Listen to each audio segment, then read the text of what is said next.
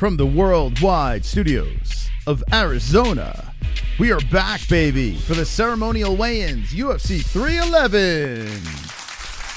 Yeah, let's go. All right. How's everyone doing? On the last episode of the MMA-Holes, we were live breaking some news, talking about Arman Tsarukyan being out of his fight with Islam Makhachev. And now we are going to react to the Ceremonial Weigh-Ins. We're going to do our predictions and picks as well on MMA-Holes.tv. So go on over to MMA-Holes.tv and play the Goat Milk Challenge. It's completely free. And get your picks in there.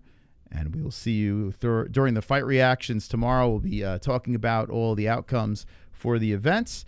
So that's that. Get your bets in at my bookie. I placed a bet on Moicano, the money man. Do I think he's going to win? No. You know, the more I think about it, the more I'm like, yeah, probably not going to happen. But there's a hope. There's a chance. Like we said in our last video, there is a chance. And I made my argument for it in the last stream. We'll talk about it tonight on the Ceremonial Weigh-Ins as well. And who knows, maybe we'll get some more information because Islam has been notorious for having fantastic face-offs. He's a killer, stone cold killer. He's a beast for taking this fight, something that John Bones Jones wouldn't do. Islam Makhachev says, "Good, give me whoever you got. I'm down." I see Cub Swanson and I see who's in the crowd. Oh, all the celebrities in the crowd. Khalil Roundtree's up in the crowd. We're tapping into the MMA Junkie feed, so you can watch it over on MMA Junkie. A little behind the scenes. So shout out to the Junkie for providing this feed, and let's see what we got going on here. They got music, copyright music playing, so when this thing gets underway, we're going to break it down, and I'm going to make the picks live. So we're going to watch it straight through, clean, and then we're going to make the picks live and dissect all the fights. All the fights. How's everyone doing? I haven't seen you in a couple of hours. Hopefully everything is well. Hopefully, what happened since I've seen you guys? Anything new? Let me know. Is Benny fighting at all? No, he will not be fighting. In fact, I've been saying this on social media. I said this on the last stream. Beneil Dariush, best possible scenario. Moicano filling in because Benny's going to get paid, and Benny gets to go back to his family untouched, unhurt. He's ranked number 9. Not much changes for Benny. Everything stays the same. It's not like this fight, Moicano was ranked under him. It's not like this fight would have put Beneil Dariush in a better place. You know what I'm saying?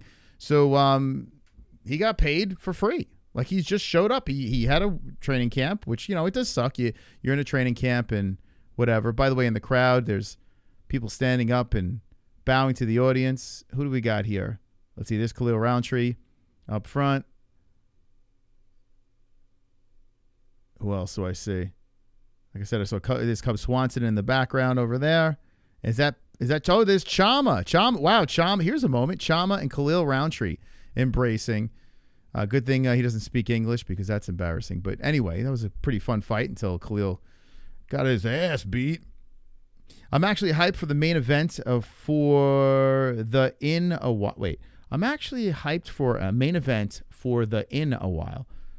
First time in a while, you're trying to say? Well, I'm with you. We have a poll up. Guys, vote away on this poll. And I'm curious to see how this thing plays out. It's 50-50 right now. So fascinating. I asked, with the replacement in the main events, are you more excited about UFC 311 or less excited? And it's literally split in half, 50-50, which is actually a really good thing. You know, I think it's going to start moving in favor of more excited because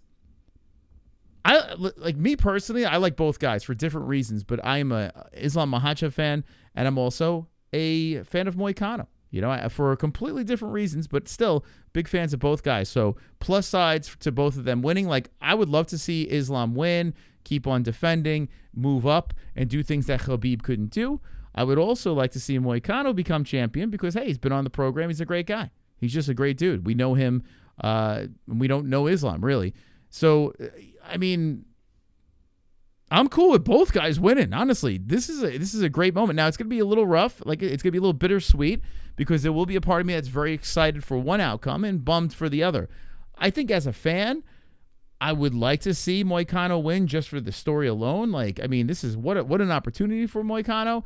And if he does win, that whole Khabib thing, you know, kind of gets thrown out the window. You know, like, I don't know. Maybe, I mean, it's not like Islam would be done, but still, it stops Islam's hype. It stops him going up a weight class, I would think. And maybe it would set up the Arman Tsarukyan fight. So Tsarukyan has not been guaranteed a title shot. After this thing, listen, Tsarukyan's hurt. And like I was saying in the last stream, there's a good chance that Tsarukyan and Islam don't run it back. But if Islam loses, I think you have a better shot at it. If Islam wins, might be less of a chance to see an Arman fight for the title anytime soon. Now, Arman's a young man, so he'll probably be back up there, but against Islam might be a different thing. So there's a lot of storylines that have unfolded, have been brought to us. There's Bilal Muhammad in the crowd. So MMA Junkie doing a good job. I think is that touchy-feely? I don't know, all the UFC fighters are clumped together. Let's see, who else is here? Is that Chuck D from Public Enemy? No. Wonderful. They're all here. I'm getting a call from my sleep schedule. Jess, if you're watching, this is crazy right now. I need to get it for sleep apnea. Oh, crap. Hold on a second, guys.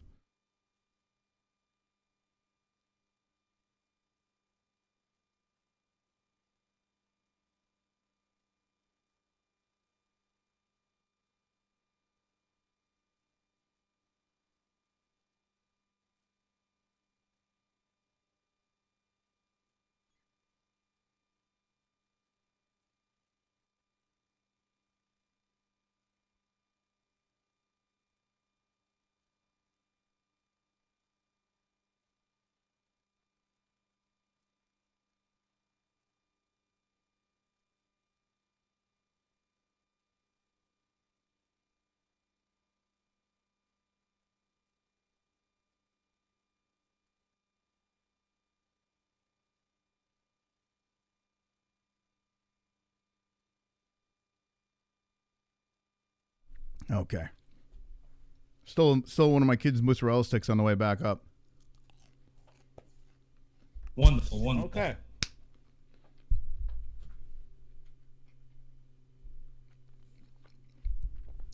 All right. We're back. Yeah. GERD in effect. Probably not going to help my hiatal hernia. All right. Anyway. So, like I was saying before, there's a lot of storylines going into this event. Looking forward to seeing how it plays out tomorrow. If I were to answer the poll, which is still 50-50. Wow, it's crazy. It's still 50-50. If I were to answer the poll, I would be sitting as a fan more excited. Just as a fan of the sport. As a business person, like I think tomorrow would have had a lot more juice if Arman was fighting Islam. I thought tomorrow was gonna be nuts. If Arman, because the Armenians, his fan base, they were gonna be hyped in California and everything like that. I think that juice has kind of been sucked out a little bit. But as a fan, me personally, I love it. I love that this is happening. There's Joe Rogan. All right, everybody. The weigh-ins. Having a nice round of applause for the Octagon girls. Dana White, without him, none of this would be possible. Hunter Campbell, matchmakers extraordinaire, Sean Shelton. Now they blew your eardrums out. That is the great Dana White. So the first fight, Dana White, that's the great Joe Rogan. Joe Rogan's been all over the place lately with the politics. Anyway, we know Clayton Carpenter. He's fighting as the first fight on the prelims. So let's watch him weigh in against Ulembikov. Excuse me, I ate that. And there's Clayton right off the bat. Let's go, Clayton. There's Concrete Clayton. He's been on the program before. And this dude is a fucking savage, unbeaten. Clayton Carpenter, official weight 125.5. 125.5 for Concrete Clayton. He is the underdog, and I will 100% be putting my bookie money on him. MMA-Holes, if you'd like to get your bets in. We'll be doing that. And here's a tough fight. And, Khabib is... oh, my God. Khabib's cornering this dude, too? Oh, oh, no. Uh-oh. Oh, boy. So here we go. Here's the face-off. Concrete Clayton. Wow, man, this is a huge step up in competition. Concrete Clayton giving him a little smile. He's a lunatic, man. Wow, look at the size difference between the two. I tell you what, I like it. There's Khabib over there. They allow him on the stage, but they won't allow him on planes these days. My boy's not cooked. Yo, Umar, whatever the hell your name is. If you want easy plus money, bet Concrete. Bet on Concrete. Never lost. Dude's he's a psychopath. 35. Yeah. So the next fight on the card, we got Bernardo Sopaj versus Tercios, Ricky Tercios. They're rolling these guys out pretty quick. Not wasting any time here. Dana looking very slim. Very, very slim. Just to let you know that this weekend started with the 73rd Yokozuna in 1,000 years of sumo history. Terunofuji retiring from sumo. And that's how we began this combat sports weekend. So, wow. I do like sumo. All right. This is going to be a banger right here, too. So, first two fights going to be fire. Tercios is never boring. Okay. Very nice. I like what I see. Just rolling it right along. Now we have Gafarov versus Nakamura. This is the undefeated kid from Japan. He's a minus 650 favorite. Whew. Holy favorites, Batman. Damn, man. I tell you what, man. The first three fights, for guys that a lot of people probably aren't too familiar with, they're three pretty solid matchups. So I knew UFC would have something crazy. Oh, so you're saying you had a feeling something was going to happen? I feel like all of Dagestan fighters are the same, very little style diversity and no personality. I'd rather watch a stylistic striker lose than yet another wrestle fest that ends in submission. I like grappling exchanges. As long as these guys are going for finishes. I don't like lay and pray. I don't like that. I don't like stalling against the fence and all that stuff. But if they are active, I am completely fine with it. I mean, we're watching mixed martial arts. You could watch boxing. You watch Muay Thai, kickboxing. There's so many other options. So the people that complain about grappling it's kind of head scratching to me. Those pesky submissions you don't like, then watch another sport. It is MMA. It's a friendly face-off between the two. Okay, what else we got over here? The next one, we got the twerker, Perez. We got wait, hold on. That was Gafarov. Damn, Gafarov looked different. Perez versus Rosa. Okay. Let's check this out. Go watch BKFC. Yeah, I mean, I think people forget that UFC is MMA, right? It's mixed martial arts. Wrestling, jiu-jitsu. It's part of the game, As long as they're active and busy, I'm cool with it. There's Perez, the twerker. Showing off her booty curves. Did she make weight? Hold on. Did she make weight? Perez! I think she did. Up on the Irene Perez, official weight 135. 135, championship weight. Let's see. Yeah, both hit 135. Okay. Forgot that goat milk got the weight. Which one would you say is going to be fight of the night? Well, listen, once we're done going through this, I'm going to study each and every fight we're going to make. I'm going to make my predictions live on here so you can see how goat milk works. And is that Roxanne Modafferi? She's got the glasses. Oh, here we go. Perez is so skeevats. I'm sorry, guys. She's so skeevy, right? She looks like an Atlantic City. Yeah, she looks like an Atlantic City stripper. She's the strippers that you have to bring your own beer to go see, She's such a skivats. I don't get it. Let's go money. By the way, one thing that I didn't, after the stream, I was thinking about other things, and I guess we'll talk about the main event in a little bit, but Armin and what's it called? Moicano, they got the same coach. So, I mean, the same gym. It didn't even dawn upon me when I was doing our reaction to Armin pulling out. So, I mean, you think about it, that's a pretty good scenario. Pretty good scenario for Moicano, the money man. Next fight, we got Diego Ferreira versus Grant Dawson. Grant Dawson with a nice bounce-back win. Skanky, I guess. She's slutty. Yeah, she's kind of, I don't know. She's kind of gross to me. You know? She's kind of skeevy.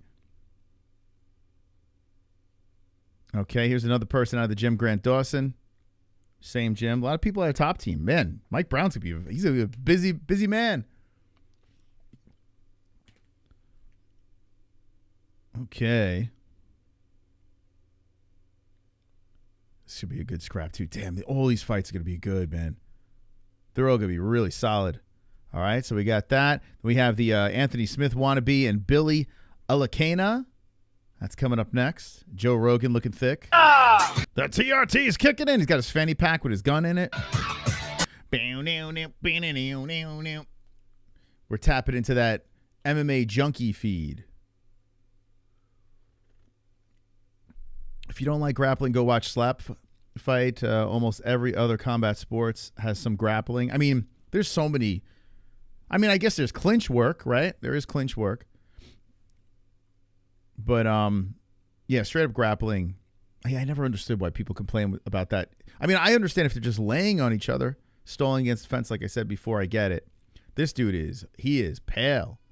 He's paler than Pale Monkey. This card looks fire for sure. Let's hope refs and judges don't. Oh, they will. That's a guarantee. They'll fuck something up. They're going to mess something up.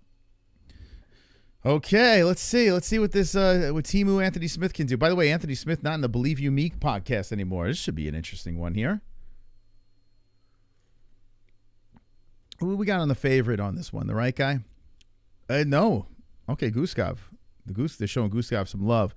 All right, so Bokov, what the heck? Zachary Reeve. Here's our deal. Oh, I forgot to hit this dude up. It's the guy out of Texas. Zachary Reese, big boy, making his return to the octagon. Bam, bam. If you don't like grappling, go watch porn. Well, there's some grappling in there. There's some. All right, let's see what we got here. So I'm rooting for Zachary on this one, but this kid looking jacked up. We see they both hit the weight. Zachary's the underdog in this one. Hell yeah. Okay. Both hit championship weight. There's Zachy boy. This is the dude from the Contender Series that hit us up when he was looking for people that did reactions to his first fight in front of Dana. Good stare down. He didn't even budge. Zach didn't even flinch. Hey, let's watch that again. Hold up. Zach didn't even move.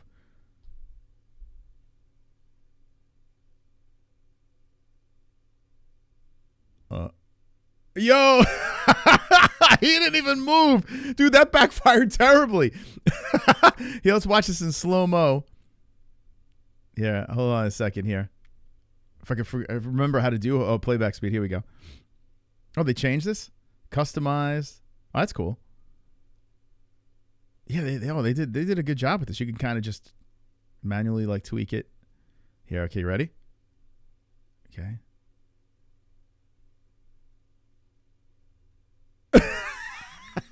He didn't even fucking budge. Oh my god, that's humiliating. Okay. Dude, this like what would happen though if he just got cracked, you know? Like what would happen?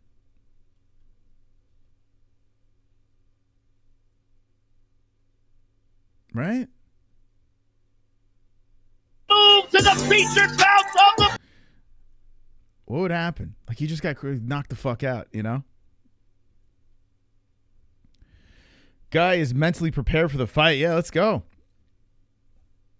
Yeah, got nod on it, right? Bring back the kiss. Let's see if there's any kisses here. All right, so next up, we got ourselves Barcelos versus Peyton. The return of Peyton Talbot, but no hair Peyton Talbot. This is another banger of a fight. I think this is the final fight of the prelims, right? Man, I'm a fan of Talbot, although he is a weirdo. Like, he's a very odd, strange, creepy guy, but seems like a very nice kid. This dude, I mean, he's just complete sad. Wow, he looks so different with the short hair. Did he trim his aura off? I mean, I don't know, man. The long hair kind of worked better. Now I don't know. He kind of looks like he should be selling falafel or something. I don't know. Should be like on a street meat cart or some shit. This is gonna be fire, man. Talbot, I don't know. It's so weird when you watch this kid fight. Everything is slowed down for him. Like, the dude is just in the matrix, the zone. Like, nothing bothers the kid. Like, you don't really see many young kids that come in that are so calm and composed. 26 years old, Barcelos 37. Man, 100% Peyton Talbot predictions on our community. Holy crap. Okay, here we go. DeRider versus Kevin Holland. Okay, here we go. Main card gets kicked off with these two. By the way, Kevin Holland is really showing off his autism in the interviews and the lead up. Like, Kevin Holland, I think he might have a little CTE. He's getting like weirder and weirder. He tried to start a fight with Rampage Jackson on his podcast and stuff. Like, I don't know what the hell's going on with him. Although I think I want Kevin to win this fight. This DeRider guy is such a goofball. Look at him. Imagine losing to this guy. He's so goofy. I mean, imagine him versus Yuri Prohaska would be hilarious to watch. Imagine those two going at it.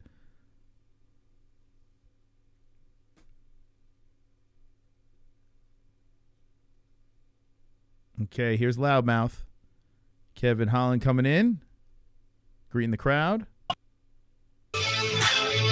Fucking music. Can't play the music. All right, here's the face-off. DeRider's not even budging. Trying to talk shit. He didn't bite. Oh, man, who the hell am I going to pick in that fight? I think Holland's the under, right?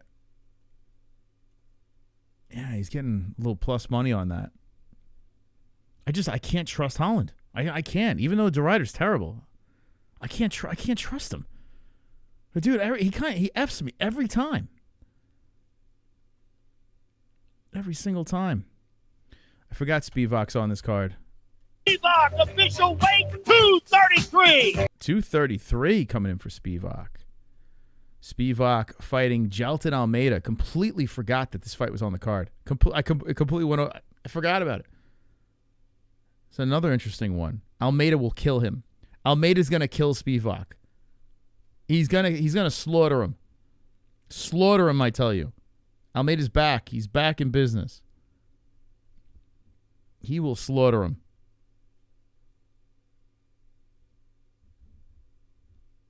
This is going to be a murder. An absolute murder. Let's see if Spivak can get past that first. If he can get past that first round, it might get interesting. Okay, what's the odds on that? Spivak. Wow. A plus 360? Damn. Anyone jumping on that? Sergey Spivak is a plus 360. 16% of our community took it. All right, we're going to dive into their so we're going to blast through this real quick, and then we're going to rewind it and really pay attention to each fight and make our predictions here. But wow, that's pretty big plus money for Spivak. I thought it'd be a little closer. Right? Didn't you think that would be a little closer?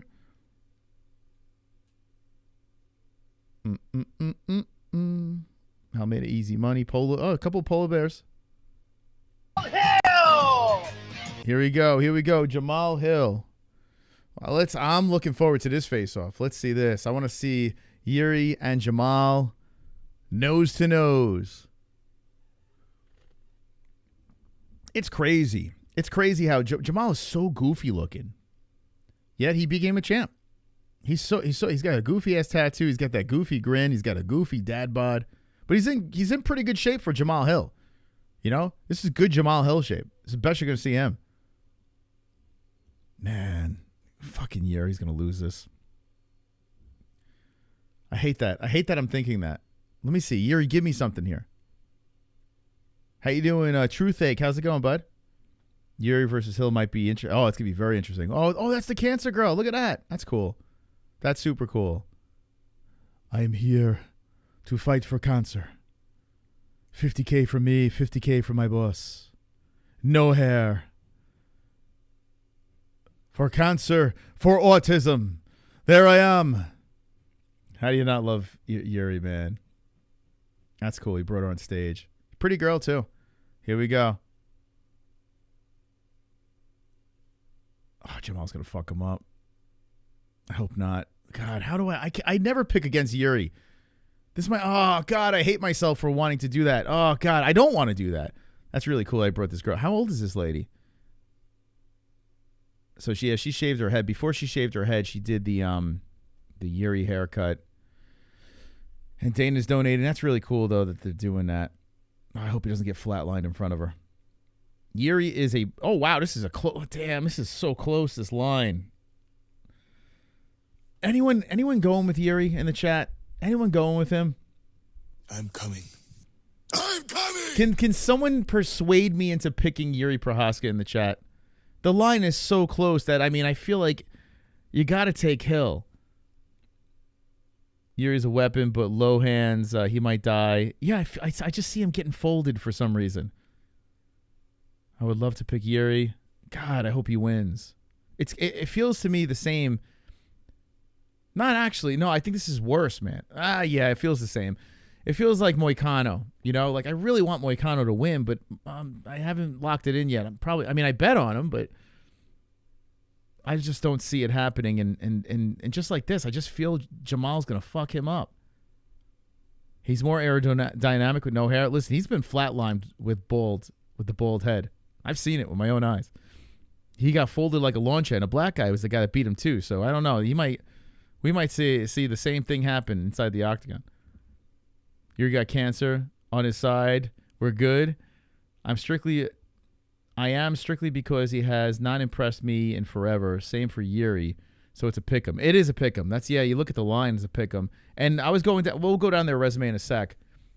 But I said in the last stream, or 2 streams ago, they're both cans. I hate saying it. Even for Jamal, too. Like, I don't like saying it because I thought Jamal was all right.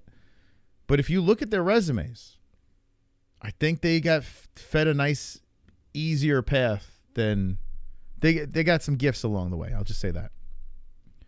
All right, back to the ceremonial weigh-ins. Look at the emotion, though, on Yuri. I hate that, man. Like, and I don't hate it because he's emotional. I hate it because just as a guy that's trying to pick a fight, I see a guy there that's just mentally beat again. Like, he's just going to get fucked up. You know, he's just too emotional. I hope I'm wrong. I so hope I'm wrong on that one. God, I hope Yuri knocks him the fuck out.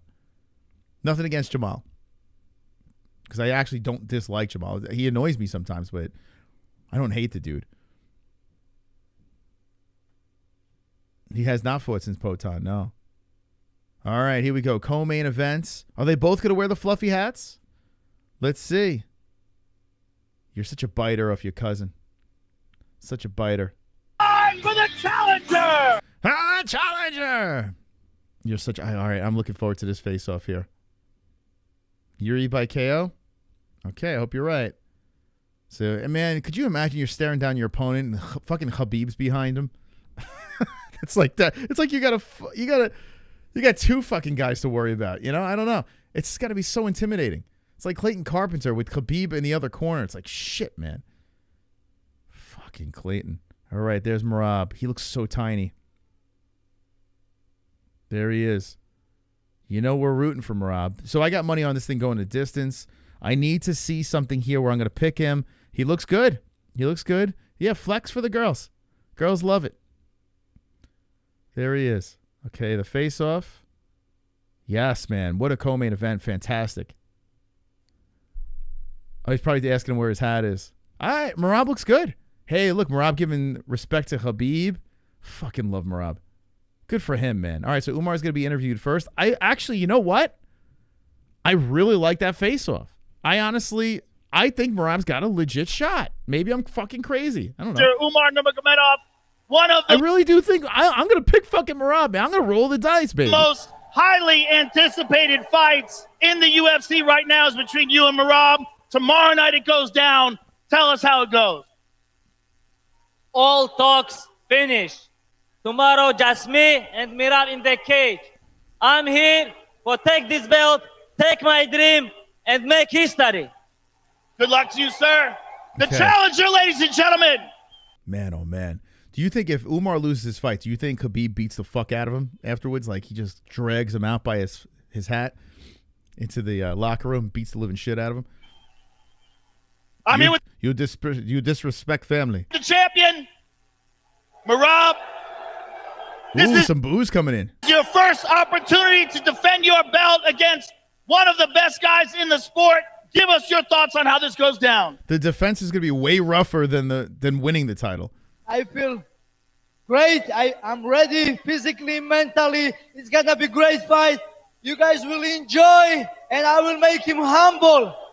Good luck to you, sir. I thought he was going to say, I'm going to make him horny. Did anyone else think he was going to say that too? Wonderful, wonderful. Get your head out of the gutter, Mr. Moss.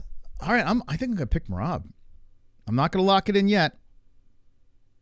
One's in that, or WW's Wonderful, wonderful. in the chat. If you guys put your picks in on MMAHoles.tv. By the way, we got a whole new line of merch too. Remind me later. I'll show you. We got the signature line. It's very fancy. We got a fancy bunch of shirts that we threw out there, even a new hat as well. So we'll tell you about that in a second, and we'll make our predictions. But let's look at the main event of the evening: Moicano versus Makhachev. I'm getting a little jittery. I'm getting a little tinkle, a little tickle in my peen right now. I'm getting excited here. Main event face-off's about to go down. First time seeing it. Let's go, baby. I'm going to give him first defense, first loss his career. I'm ready, and let's go. Ready to go. Thank you. I love. We were saying it on the other, on the press conference. Merab sounds like he's deaf. I want to. Can you hear what I'm saying? I can't hear anything right now. I'm gonna bet. Do you hear me? That's all I hear when Merab talks. That's all I hear is him just fucking screaming all the time. He just yells. It's like he's like that grandparent that's like they forgot their hearing aid. What? What'd you say? I can't hear what you said. What? Huh? The kids aren't in bed, so I could do that bit. But I mean, is that pretty accurate, right? Thank you, everyone. The champion, ladies and And gentlemen. then Joe Rogan, Jesus Christ. His gurgle needs to be studied. Like, what is that? Why does he gurgle? You don't really hear it too much in his podcast. It's like he controls the gurgle when he's on the JRE podcast. It's like something in that studio that stops the gurgle from happening. But all of a sudden, you put him on a stage. It's like a stage. I guess you put him on a stage. It's like his comedy, too. For some reason, a mic and a stage produces this fucking phlegmy gurgle that he does. What is it?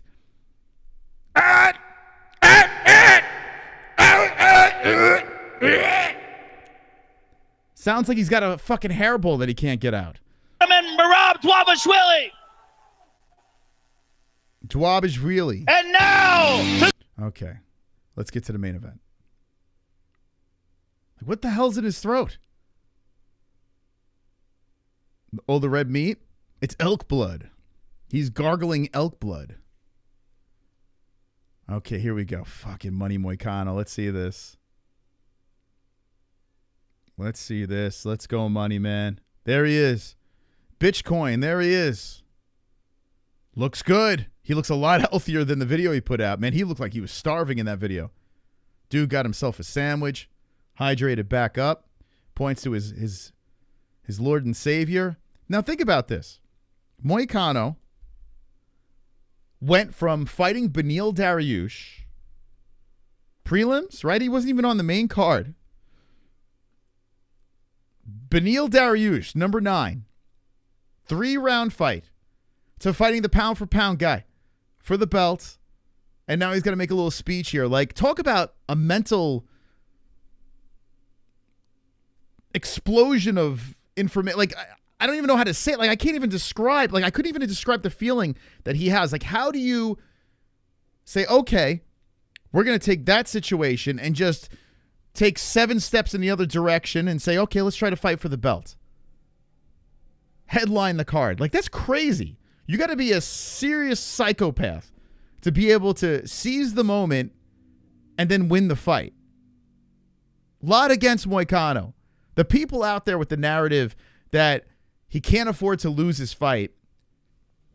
This is number one bullshit. It's the number one bullshit scenario, because if he loses this fight, nothing happens. Nothing changes. He saves a card. He stays in the same ranking. Nothing changes. He's in UFC's good graces. Everything's fine. And if you're going to beat Makhachev, this is the best possible scenario to be in. The best way is to come in short notice and already be preparing for a 5-round fight. And have a team that's going to be in your corner that was preparing with Sarukian for the same fighter.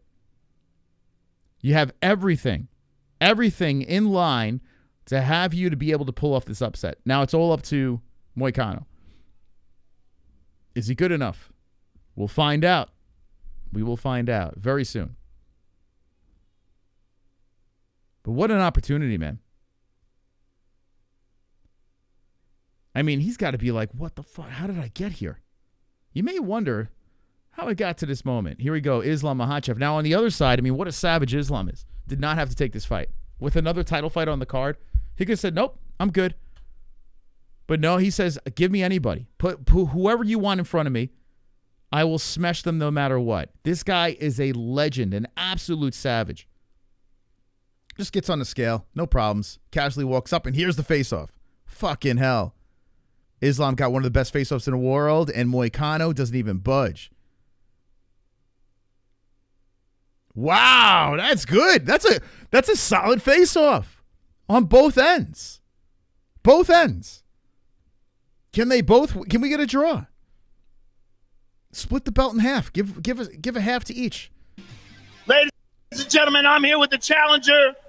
Excuse me. Let me clear this elk blood out of my throat. Renato Moicano. Renato, I know. I changed my mind. I'm way more excited for this fight. Andro, right? Right? Where's the vote? Where's the poll at? We'll get to Moicano. I'm sure he's going to say some fun stuff here. Dude, let's go. Listen, I was rooting against Arman. I just wanted to see Arman get smashed. That's all I wanted to say. Now, I got 2 fighters that I'm rooting for. I like both guys. It's a better card. It's that simple. Who cares about Beneil Dariush? No one cares. So, guys, you got to get your votes in here. More excited is 54%, less excited 46%. So look at this. A slight edge in favor of more excited. How about that, Arman Sarukian? Put that in your pipe and smoke it.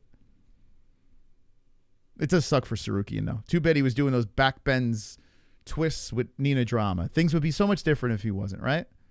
This is something you've wanted for a long time, but what is it like to get the call on 1 day's notice? I don't give a fuck. Yeah! Let's go! I cannot afford to fucking lose, and that's true. Doesn't matter if he's the champion or not. Tomorrow I'm winning.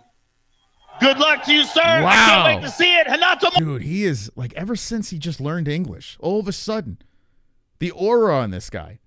If Charles Oliveira would just learn the damn language, he's not gonna have the swag that you know, Moicano is a little, he's got a little edge to him, you know what I'm saying? Charles is like he's a lover, you know, Charles? He whispers in your ear as he puts you to sleep.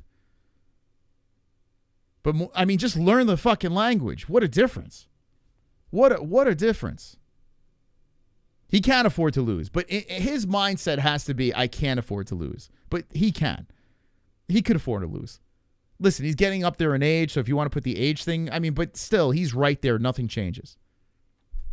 You know, he could afford to lose. But he's got to put himself in that mindset. So I get it. Let's listen one more time real quick. We're going to get to Islam. On 1 day's notice. I don't give a fuck. I pop from that crowd, too. I cannot afford to fucking lose, and that's true. Doesn't matter if he's the champion or not. Tomorrow I'm winning. Good luck to you, sir. I can't wait to see it. Renato Moicano, ladies and gentlemen. Okay, so here's the other two. Okay, what do you take from this? I tell you what, I've been hard on Khabib. I'm starting to like him again. I don't know what's going on. It's like a love-hate relationship with Khabib. I don't know, man. The guy seems like a good dude. He does. Like, I'm always hard on this guy. But he does. He's a solid fucking coach. One of the greatest lightweights, if not the greatest to ever do it. So credit to both of these motherfuckers, okay? You're not going to get this much from me, so take it now before I start shitting on him tomorrow. I'm here with the champion. I'll find a way to shit on him again. Islam, what is it like for you to get your opponent changed on such short... Fuck, I can't stand Rogan. I don't know what it is. Like, I can listen to a podcast here and there if he's got a good guest. Sometimes I can listen, you can get an hour out of me. You can get a solid hour. But this shit, imagine listening to this fucking... Why is he talking like this? There's no reason. Maybe raise his microphone so he doesn't have to scream gargle into the thing. Short notice. I couldn't leave these people without fight. This is all for you guys. Wait, what did he say? It's all for you guys, but what did he say before that? To get your opponent changed on such short notice.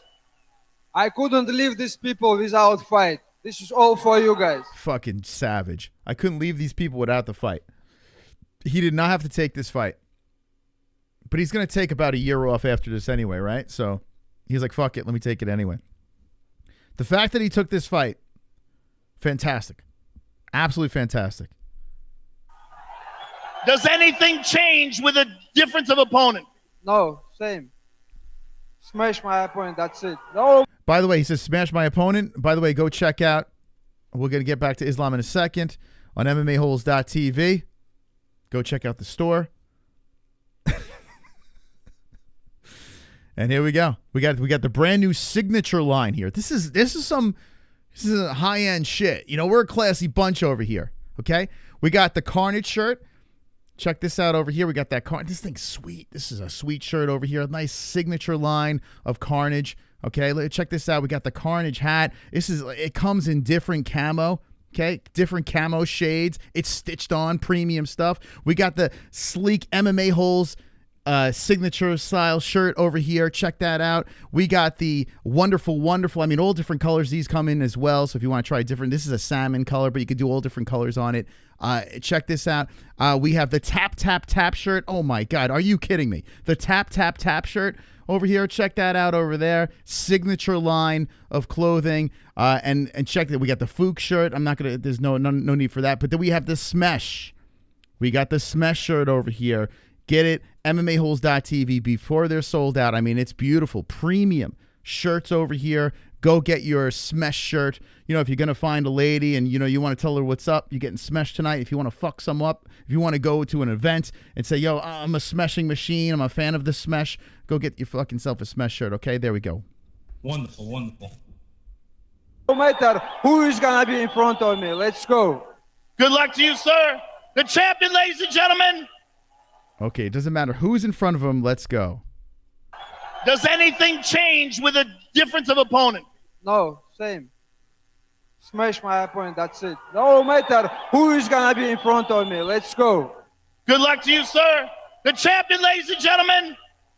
Okay. All right, we will see you all tomorrow night. Don't forget to buy the pay-per-view. By the way, link in the description if you want to watch the event. We have our ESPN Plus link. Click that. Now, let's make some predictions. First of all, what do you guys think of the no FOF tonight? We're getting down to business, okay? We're going to make some predictions. We're going to talk about some bets as well. If you want to donate, feel free. It's all about supporting the show. The Fuko Friday gimmick, this gimmick, whatever. You drop a donation, you help the channel. It's that simple, okay? But let's move into this over here. The UFC 311 card. It's a big event. It kicks off the year with a solid pay-per-view. We're going to go through the ceremonial weigh-ins again. We're going to show the statisticals. I'm going to make my predictions over here. I'm going to give you guys a peek on how I do it, how I make my predictions, how I'm a 64% stud on MMA-Holes.tv. And we're going to dissect it, talk to the chat, see where you guys stand. So many good fights on this. But after watching the ceremonial weigh-ins, after watching that, what do you guys think of this card? Do you like it? Do you not like it? Where do you guys stand? Did anything stick out on those face-offs? If you look at the poll, 55% more excited for UFC 311. Very, very interesting. Very interesting. We'll leave that in the chat. We'll let that play out. But 50, now 54%. More excited. Not a bad card, right, Terry? Pretty solid card. I love this card. Says Amberley, right? It's pretty good. It was very good before. I think it might have gotten better. Like I said, before I just wanted to see Islam smash Arman. That's it. I mean, I want to see the co-main event as well, but with the main event now, it's like I'm torn. I'm a little torn. Happy birthday, Aunt Ann. It's always her birthday. Beautiful Ann's birthday. Pretty good, right? Spill Acid. Pretty good. Pretty solid card. Ravishing Rick Free says Islam with a flex. So Team Islam in the chat. Less excited says Sober Carl. Okay, so you were more excited about the rematch. Now remember, that is a rematch. This is fresh fight. You know, Arman, I mean, it should be a different fight in theory. I got to be honest with you. I truly believe that Islam was going to finish Arman. He may finish Moicano too. Might happen. He might run him over, make it look easy. Very possible. You never know. But I think he was going to finish Arman. I really do. In fact, let me just say this.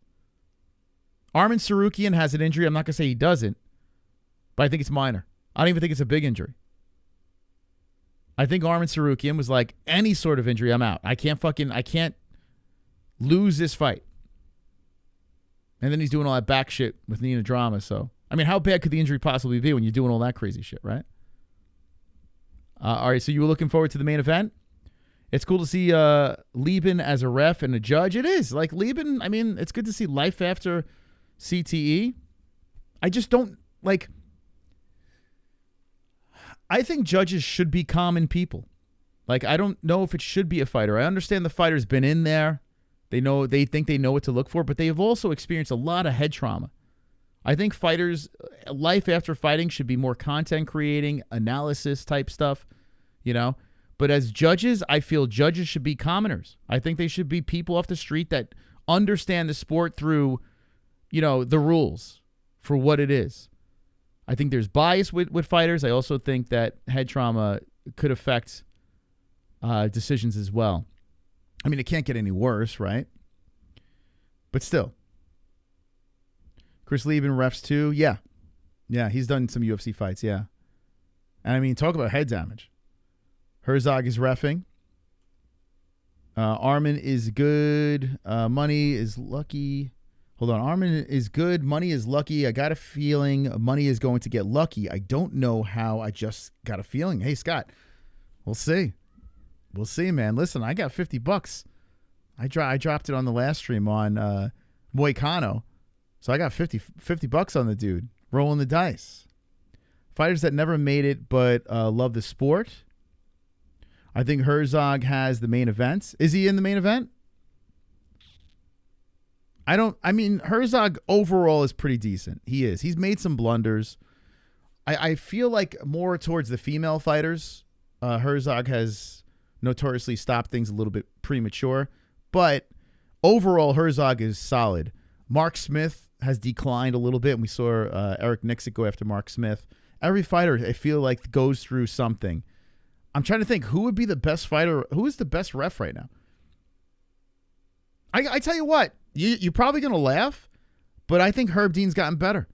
Herb Dean went on a streak where he was just dog shit. And now, at least with Herb Dean, if he dies, he dies. You know what I'm saying? Like, Herb Dean will let it go a little bit longer. I kind of dig that. So I'm gonna stick with Herb. Herb Dean was supposed to be the main, so he got yanked? Is it a Moicano thing? Is that true? Pale Monkey said that Herb Dean is not going to be in the main event. So I'm curious. Let's go, champ. Switch of opponent. Is that why they switched the ref? Kazaa, thank you very much for being a member. Shout out to Kazaa. Appreciate you. Wonderful. I appreciate your support and your membership. Thank you. Money can't get lucky. LOL. Islam will have to be the one to slip and on a banana peel. Listen, Islam's been knocked out. Moicano has grappling. It's not like he doesn't. Herb, Herzog, and Beltran are reffing tomorrow. Okay. Beltran's had some moments where I've scratched my head, but most of the time he's fairly good. So Herzog, Herb, and Beltran. I would imagine Herb is getting the main event. I can't see how Herb is not.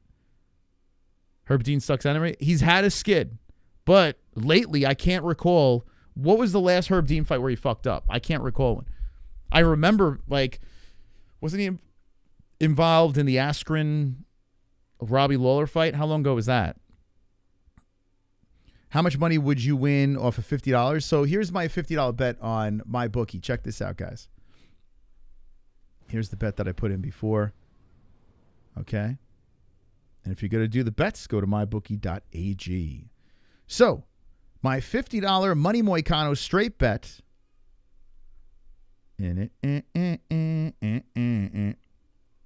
Hold on a second here. Okay. So it's $50 to win $325. $50 to win $325. I also have a bet on the co-main event, $100 for it to go the distance. So either fighter, whoever wins, fight goes the distance, $100 to win $43.86. Now you might say, hey, wait, how does that work? Well, I honestly think it's a solid bet. I honestly think that it should, in theory, it should, unless, you know, something happens, someone gets injured or whatever, we should see that thing going the distance. So I have that going the distance, and I put on Money Moicano. Now, listen, I don't anticipate cash in the Moicano one, but let's roll the dice. Let's go, baby. Let's roll the dice. I'm gonna make some more bets along the way. I'm a little nervous about Clayton Carpenter now, and we're gonna start off with that one here to kick off the card. I'm a little bit nervous. Now, I am biased, but I do know a little bit more about Clayton than some others because we've had him on the program and I've done some research. Clayton is very, very good. The problem here is this Tagir fella, he trains with Khabib. Okay? Khabib knows what he's doing. I'm sure Khabib done his research, and if you're fighting another guy that's heavy on the grappling like Clayton Carpenter, well, I would imagine that Khabib's going to have his boy ready. So let's look at these stats. We're going to rewind this and go back to the first face-off here. Now let's see if I'm going to stick to my guns. They rolled through those really quick. All right, so there's Clayton on the scale. Let's do this. Here's MMA-Holes.tv. Okay. All right. So we got Clayton and we got Tagir. Okay, so Tagir's last fight was in 2023. It's 2025. December of 2023 against Cody Durden. He submitted Cody. Now, Cody's a very good grappler as well. Like Cody, another friend of the show. Cody got kind of messed up, and Tagir submitted him in the second round, okay? So he is able to submit grapplers. He's able to do that. Cody a little small, and so is Clayton. Clayton is, 5'6", so he's an inch smaller than Ulembakov. Let's see. Clayton's a 68-inch reach, so 2 extra inches for Ulembakov, and you have 28 versus 33. I got to be honest with you. I think that the smaller size in Clayton could help out in this fight. I really do. I think he can get it done.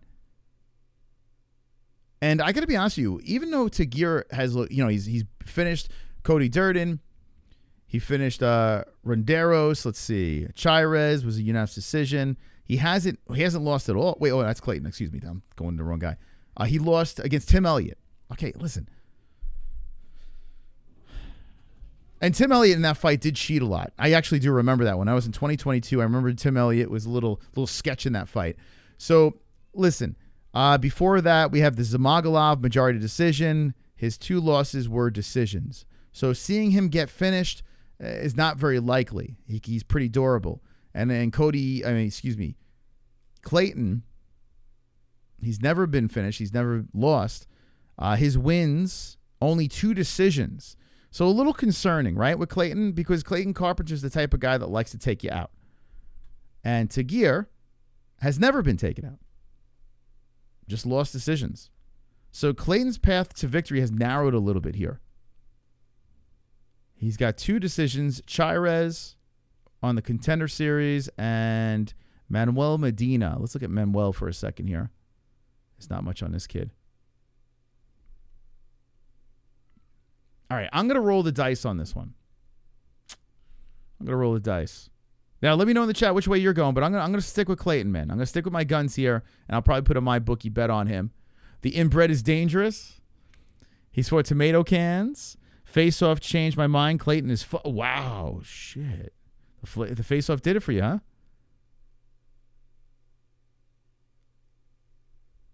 I think both guys.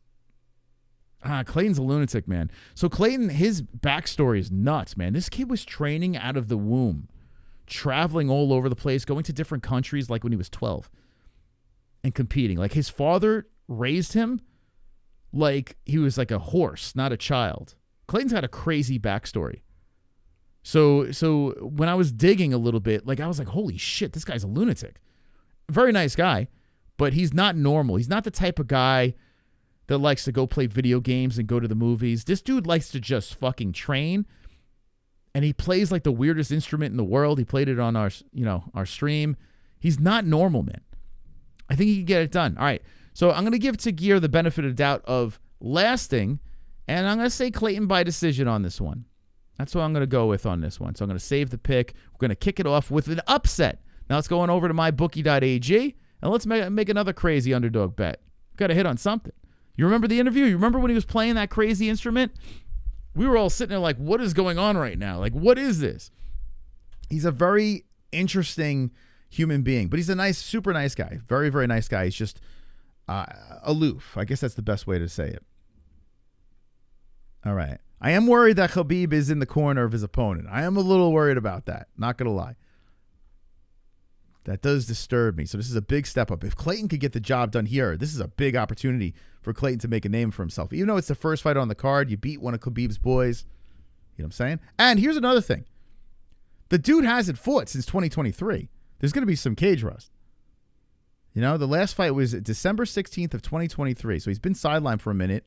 He's also a lot older, too. 33 years old, 28. Now, not like he's ancient there, but he's an older guy with the cage rust. I think he's going to be a slow start. I think Clayton can win 2 rounds. Okay, so that's saved in there. Oh, yeah, I want to go to my bookie real quick. Let's see. Let's drop some cash. Let's drop some coin on the Carpenter. Well traveled. If it wasn't for MMA, Clayton Carpenter would probably be I mean, the dude is straight. Yeah, you're right. You're right. The dude's wild, man. But he's a very nice guy. He really is. Actually, I want to get him in on a Fight Buddies. I think he'd be hilarious to get in on a Fight Buddies. So I think that's where my mind is sitting. I think Clayton, after this fight, instead of doing some stupid-ass interview because he's like, can you give me the questions in advance? Like, he doesn't want to come across as boring. I was thinking about saying, okay, hey, here's a Fight Buddies. Come in studio, sit, hang out with us, break down the fights with us. So I think that might be the next appearance for Clayton Carpenter on the show. Okay, so Clayton is getting, let's see, plus 280. I mean, come on. Let's go. All right, so I'm going to throw a 10 spot on him. $10 on Clayton Carpenter. We're going to have money all over this card. 10 to win $25. And let's go. Let's go, baby. It's in. We're starting off the card with an upset. Now, let's look at the MMA-Holes.tv. The community, 79% went with Tagir. I totally get it. He's the favorite. He's got Khabib. He's got this and that. Scary Russian guy, neck beard, whatever. I get it. If I open up the card with a W here, big start for the Mystical. Big start. If I don't, we got to get to work. All right. Bernardo Sopaj versus Ricky Turcios. Okay. Right off the bat, I got to say this. I kind of want to pick Turcios. He's another underdog, but I can't. I got to be tactical here. So let's look at the resumes. I'm just going by that face-off that I saw. Turcios is another lunatic. Let's look at the face-off real quick. Here we go.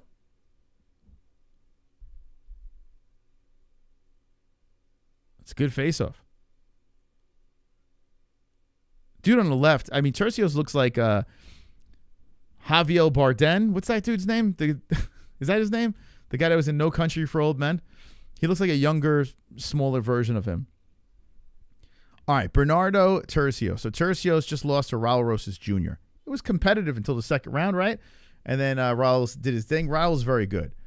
Let's see. Looking at his opponent, Sopaj, he just lost to Vinicius Oliveira. Now, listen, this guy Sopaj, he has no UFC wins. 0. He made his debut and lost. And not only did he lose, he got knocked out in the third round. So I would imagine he's going to be coming in guns blazing here. He's got a lot of finishes on his resume. But why not go with a guy with a little bit more experience? I don't hate Tercios. I think Tercios can squeeze out a decision on this. If this guy loses, it's decisions. Let's see. Except for his last one was that knockout. I think Tercios can put. Am I crazy? Am I nuts for opening the card with 2 underdogs? Probably. Probably am. 5'9" versus 5'6". Tercios got a 71-inch reach. This dude's got a 66-inch reach, Sopaj. 86% of the community going with Sopaj. The odds of a card opening up with 2 underdogs winning, probably impossible, but the mystical is that the senses are tingling. He doesn't have much power. That's why I would go decision if he wins. Like, I'm hoping the volume, hopefully another one where we win 2 rounds, you know? Looks like Pablo Sanchez from Backyard Baseball. Don't know who that is. Chiwiwi. I'm from Brazil. Do you think Moicano has any chance against Makhachev? Well, Teddy, let me just say this. Teddy Reggie. I like your name. I bet on him. I got $50 on him. I'll show you who I pick on Goat Milk over here. But listen, I said this in the last stream when we broke the news. He has a chance. Yes. 100% he has a chance. We'll leave it at that until we get to the main event, okay? He has a chance. If you say he doesn't have a chance, you're lying to yourself. He has a chance, Moicano. So hang in there, okay? This is the first card of the year, correct? No, this is, what the hell, Kazaa? Where were you last week with Mackenzie Dern? Look at my ass. Please, look at my ass. Some people just show up for pay-per-views. Some people just say, yeah, I'm just coming to the MMA Holes for the pay-per-views. That's what I'm here for. I don't want to pay for that.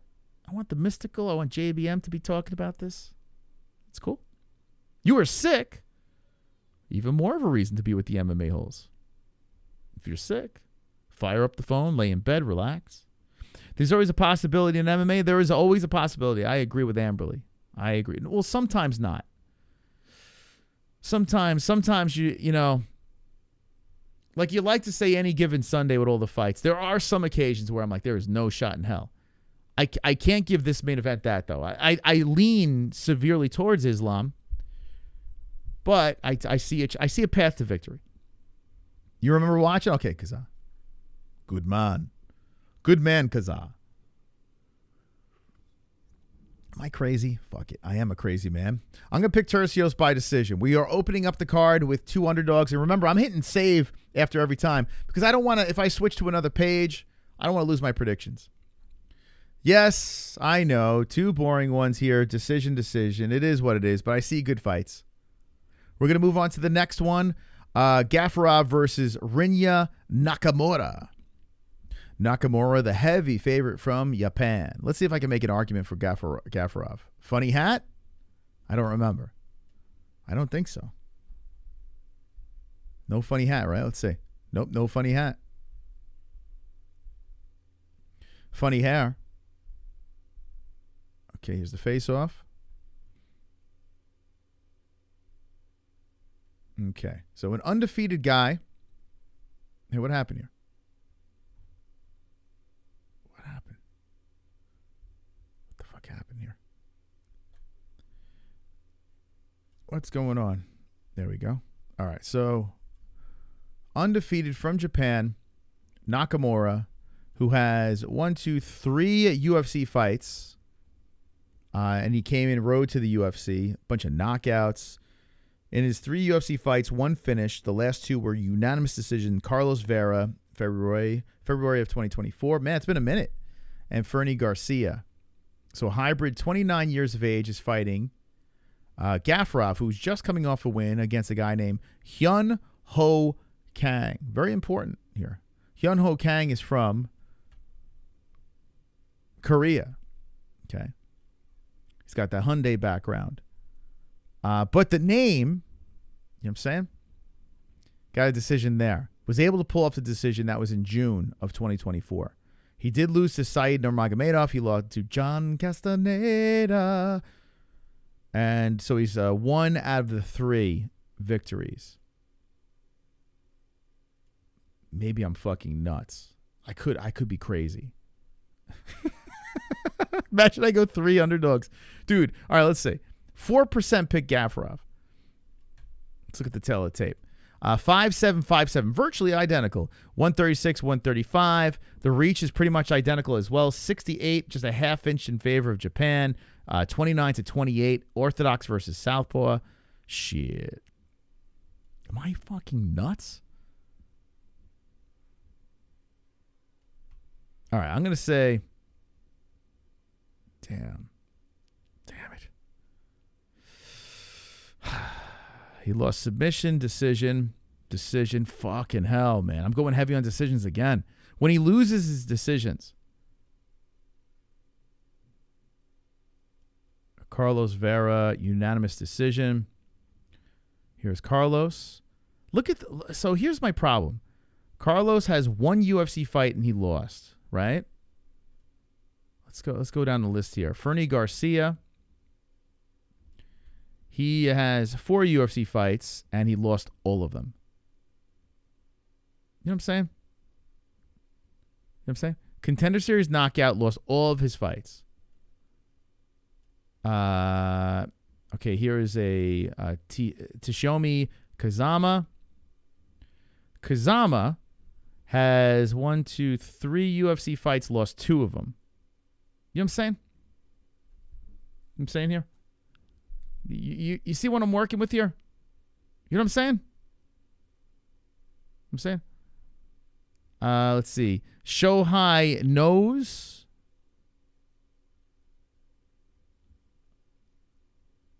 Okay, so he was from Ryzen. Su Young Yu, Zhao Long, Rinya Nakamura. So he got knockout. He got decision loss in his last fight. No UFC talent. Shit, man. Am I crazy for thinking this Gafarov kid might be able to squeeze out a fucking decision? Now, if you look at level of competition for him, he lost to Said Nurmagomedov. Okay. Now, Said, a little bit better of a resume, right? 18-3-0. Got a lot more UFC experience. I mean, he's got losses against Jonathan Martinez and Barcelos. Beat Cody Stamen and Da Silva Andrade. You know what I'm saying? Like, he beat Gafarov in the last fight. Gafarov was the last fight. I think, I can't do 3 unders to open the card. Am I nuts? Am I fucking crazy? I think Nakamura's going to lose. Let's watch this face-off again.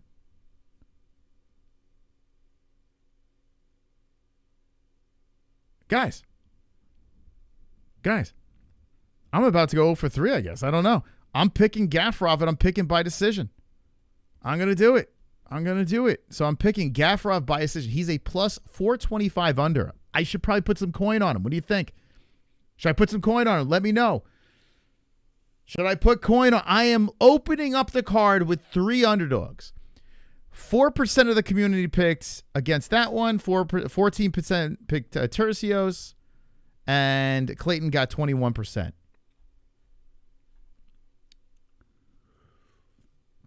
I'm putting my record, my resume on the line. I'm putting it on the line.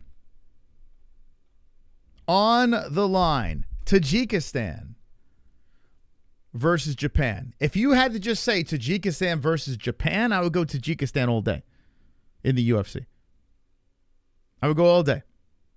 Congratulations, Omar. Top hours once again. Where's the top? Jamie's top hours. What are you talking about? Just watching, and she's pissed. Spread your loin for those coins. Yes. Yeah, 49-year-old wanted a bump, didn't want to pay. Don't know what the fuck that means. Thank you, Fake Wiz. Okay, so what do I do? Let me know in the chat. I might have to roll the dice. I might have to throw a 10 spot on Gafarov for the fuck of it. Man, I'm going to have money all over the freaking place. All right, so Gafarov. He is a plus 430 underdog. We'll throw a 10 on him. What's 10 get you? 10 get you $43. Why not? Why not? Wow. I just dropped $10 on him, saying Japan's going to get his first loss. Probably a massive L for me, but I'm going to go for it. I'm going to take a roll of the dice. He didn't have a funny hat, but he's from the mountains of Tajikistan. Okay, so we just opened up the card with 3 underdog picks. 3 of them. I could be playing the easy game of picking all the favorites, but I found a path to victory for 3 underdogs opening up this card. And let me say this. I might be most... Let's see, which one am I most worried about? I mean, they're pretty lopsided, too. I should do a parlay with the 3 of them. Should I parlay them? What do you think? I swore I wasn't going to do parlays, but let's have a little fun. All right, so Carpenter. Actually, you know what? Let me pump the brakes because I'm probably going to pick some more underdogs. Pump the brakes. Okay, all right. We're having some fun tomorrow, baby. Tune into the MMA-Holes. We got money all over the place. All right, so we go to the next fight. Let me save that. Let's try to get a finish now. All right, Karol Rosa versus Ailin Perez. When you're talking about women's MMA, you're talking about anything can happen. The underdog being Perez. Perez has upset before. And Karol Rosa from Brazil is the favorite at a minus 245. Both 5'5", both 135, 66-inch reach to Rosa's 67.5. Both are orthodox stance. Orthodox stance for Rosa, switch hitter for Perez. Both are 30 years of age. The community picking Ailin Perez going underdog, 60%. So the community saying, let's go with the twerk. Let's go with the twerk on this one. So they like the twerk. Let's see the face-off here with the ladies. Let's see what we got. What's up with the buff? MMA Junkie be buffering on me. Yeah, she's skanky. What is that? It's like an extra dirty Harley Quinn thing going on there. Like, what the fuck? I feel like I got an STD just watching the face off. All right, so Ailin Perez, 11-2-0, 18-6-0 for Rosa. Let's look at the resume over here. Rosa has that Kianzad win, decision. Aldana lost to Dumont, lost to Sarah McMahon, lost to decent names. Yana Santos beat. She's got names on her resume. Let's see. Daria, submission. I mean, damn, she's on a 4-fight win streak, Perez. No, and she's got that goat shed. Goat shed seems like they know what they're doing with her. She has 1 loss in the UFC. It was her debut, and she's got 4 in a row wins. Ashley Evans-Smith, Pudilova, Jocelyn Edwards, and Daria Listen, I got to be honest with you. None of these names really stand out to me, so I'm going to have to go with Rosa. And unfortunately, guys, I'm picking decision again. This is craziness. Can I find a path? I mean, I got to pick decision. This is terrible. According to this, we're going to get we're going to get upsets. If I'm right on this, we're going to get some upsets, but I'm seeing all decisions. What the fuck? Let me know in the chat. Have you seen finishes on here? 1, 2, 3, 4 fights in. Do you see any finishes? Because I don't. I don't see finishes. I see decisions. Omar is the king of MMA community. Thank you, Fake Wiz. Amberly Rose just means you bet on 2 more fights. 1 bet as opposed to betting on 1 fight alone. Don't know what that means. Praise King Omar. Nah, not yet. You didn't pick any finishes either. Omar, the pleasure is mine. Thank you, Pearl Cream. Appreciate it. Wonderful. Anyone pick finishes in the top 4, or the first 4, excuse me. Finish coming up next fight. Let's see. I'll be the judge of that. Listen, Grant Dawson can lay on you. He can lay on you. All right, so Dawson, the favorite, 5'10" to 5'9" Ferreira. This is a good one. 156 both guys. Reach of 72-inch reach for Dawson. And Ferreira got the 74-inch reach. Ferreira is 39 years of age, but he's got some interesting wins. We're going to show you that in a sec. Let's sync this up. Let's look at the face-off. It's starting to get spicier now. Ferreira is no joke. Wait, that's not Ferreira. Hold up. What am I doing? There you guys are. I mean, automatically, I think Dawson's going to win this. Dawson looked good in his last fight. All right, so Dawson got the knockout on Rafa Garcia in the second round and shouted out his wife in a very interesting way.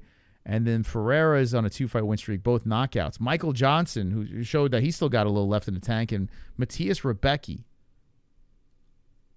Damn. Oh, I don't want to go under again. Fuck.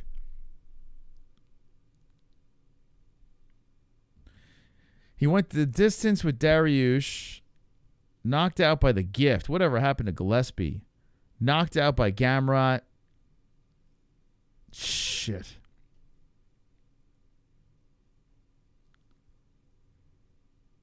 Selecki decision is Magalov. I mean, he could smother people.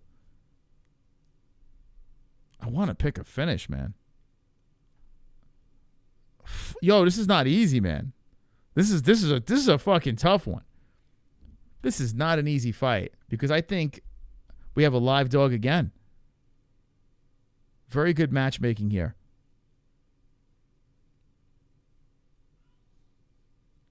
Ferreira stops some takedowns, keeps it on the feet. We got a banger. Dawson 30 and 39 for Ferreira. Wow, 12% of the community picking Ferreira.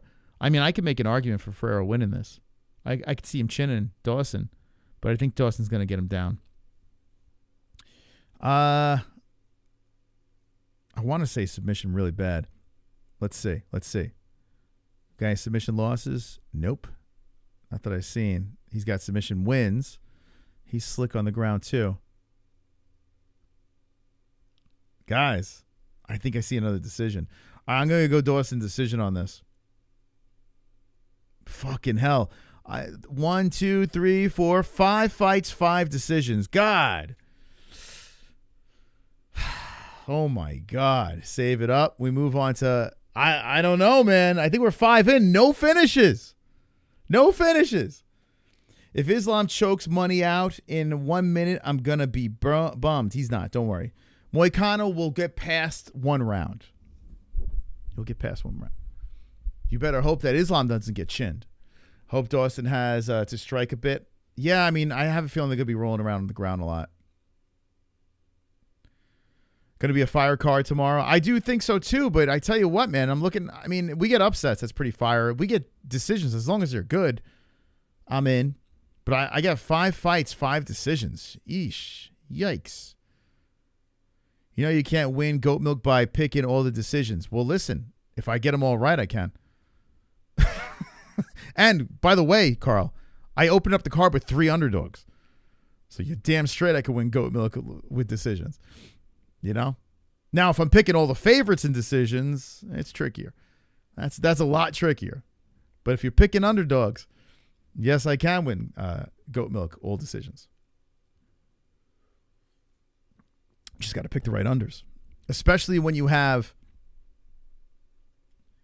21%, 14%, 20. Oh, I saw that. This one's a little one here. 4%. You know? That's my saving grace. But it's going to be tough, yeah, because you want to pick the round. The round's very important, so I got to make sure I get them actually right. It's going to be a rough one. I could do phenomenal. I could just run away with this game, or I can just crash and burn in the prelims, which is very, very possible. All right, so I picked Dawson by decision. How many people picked Dawson? 88%. All right, so I'm with the 88 on that one. So I'm sort of with I'm finally with the majority. All right, so Elakina, I can't tell how do you say it? Billy versus Bogdan. I tell you what, Bogdan looked pretty damn good in his last fight. So let's pull these guys up here. I kind of want to ride the Bogdan train. Wow, 94% picked Bogdan. The Orc. Anthony Smith reincarnated. Let's see. Let's check out this face-off here. And there's the buffer. And I wonder why it's doing that. That's weird. Let me close some tabs. Ba-ba-ba-ba-da-ba-ba-ba.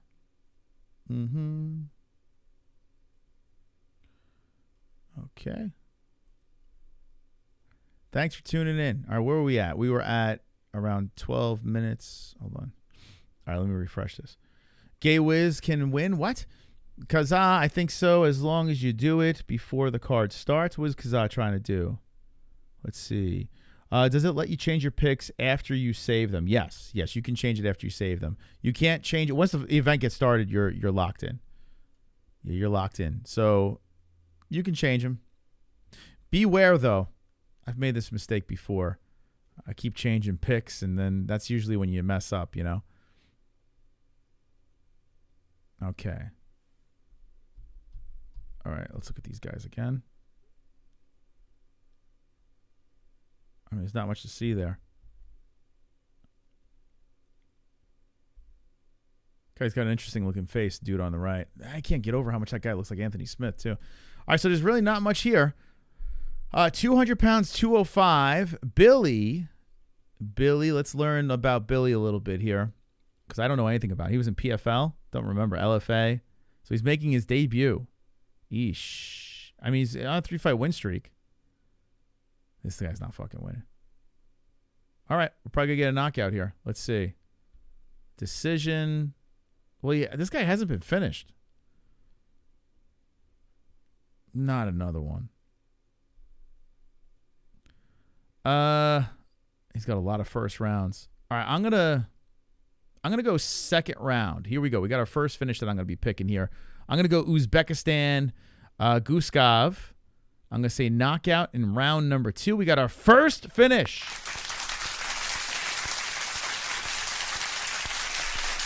Number 1, our first finish on the card. Second round finish for Bogdan. 2 joints dropping a $2 super chat. WW. Thank you very much, 2 joints. Wonderful. For being WW. Thank you, my friend. I'm going to splurge my pants. Hell yeah. Wisnachify would definitely bring a knife. Let's see. Bogdan is the GOAT. Is he your GOAT? Let's see. Pick and Smith 0.2.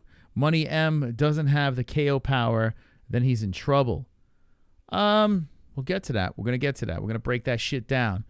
We are going into the next fight on the preliminaries. There's only 2 more left on the prelims, and then we dabble into the main card. Now, I'm going to take a second here to ask you guys to hit the like button. It's been stingy the last couple of days with the likes. We need more likes. You guys got to hit that like button, so if you haven't done so, bash it now. Ground and pound the like button. And if you want more of these streams on pay-per-views to do predictions and run through our MMA-Holes.tv website, we'll do more of that. I want your feedback in the chat. Let me know what you guys think. And no ONE FC tonight, so I figured, hey, let's do some predictions. Let's watch the ceremonial weigh-ins. I enjoy it. I've never been impressed by Money Moicano. I thought he seemed slow as fuck in there. Wow. You've never been impressed by Moicano? Wow. Damn. Dude's got like legit grappling. He gets on top of you, you're fucked. Like you're legit fucked. It's an interest. That's a hot take. Wins Gaymar the Bold or Gay Wiz? Who wins, Gaymar the Bold or Gay Wiz? I don't know either of them. What? Who the fuck is that guy? I don't think I know either of them. I don't know. Hope Spivak wins. What now? What's with the Jelton Almeida hate? What's with that? Why don't you not jail? Why not? Or do you have money on Spivak? Is that what it is? I like Almeida. Almeida actually seems pretty cool. I mean, he doesn't speak English, but he seems like a cool dude. All right, Zachary Reese. Here we go. Mr. Tejas versus Azamat Bekov. Azamat Bekov. Before we get to that, we got a super chat. Let's play it. Super chat. Thank you, Spill Acid. 2 joints on paper, WW from There Kangaroo. you go. 2 joints on paper, WW. Let's go, Spill Acid. Thank you very much. Wonderful. For your deuce. Appreciate you, my man. Okay.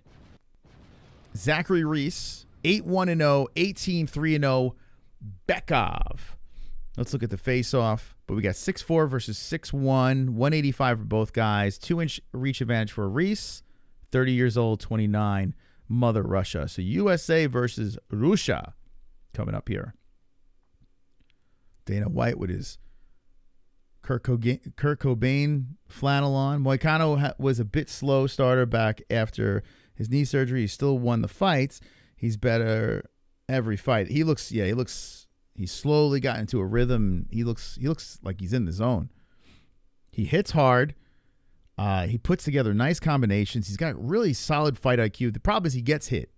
He does get clipped, which is a little bit of a problem because Islam could pop him. Young Jamie, it's just too late. Wait, hold on. It's too late to be drinking coffee, brother. Let's see. Back and forth of this fight. Well, we're gonna tell you who's gonna win right now. He dropped his last two. Coffee makes me tired. What? Coffee makes you? What the hell? Coffee makes you tired. The fuck kind of coffee? What do you got to be drinking? Some weak ass. What are you drinking? Dunkin' Donuts coffee? What are you drinking? Jamie likes his coffee with his Hot Pockets. Fake gay whiz. Let's see.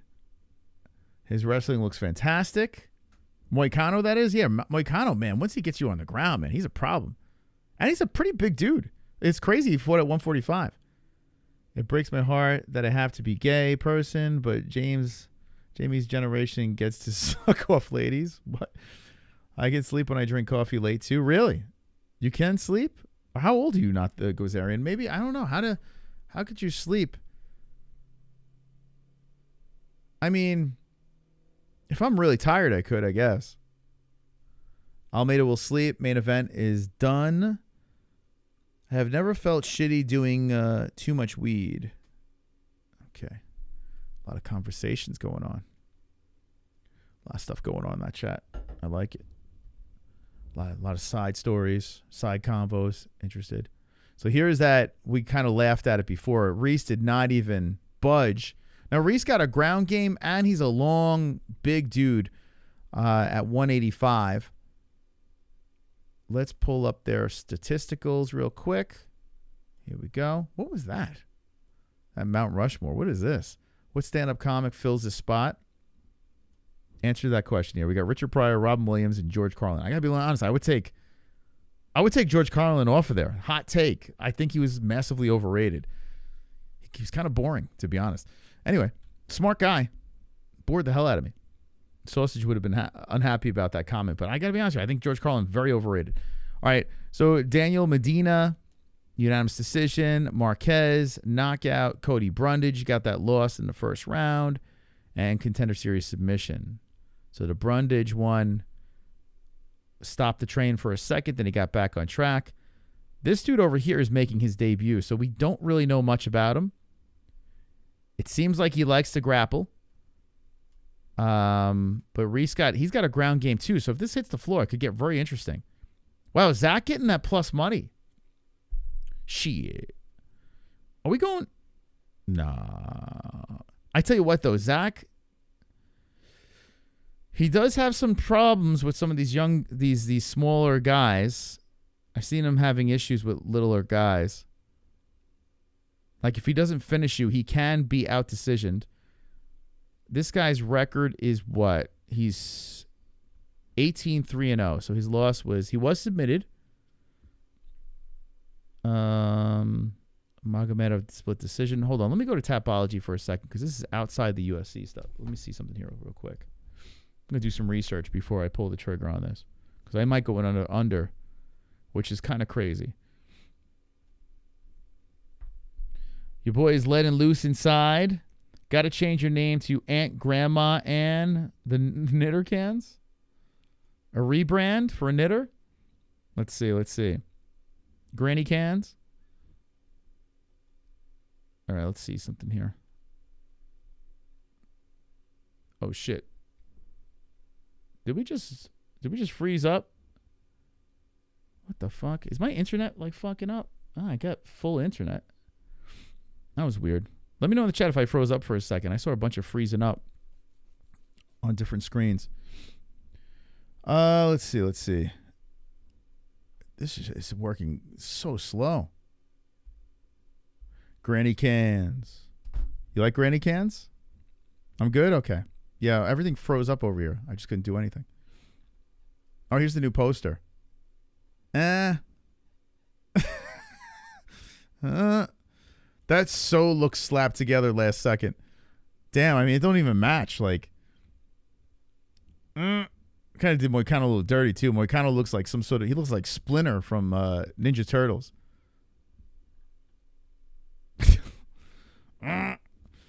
I got to make the thumbnail for tomorrow's stream, so let me run through this quickly.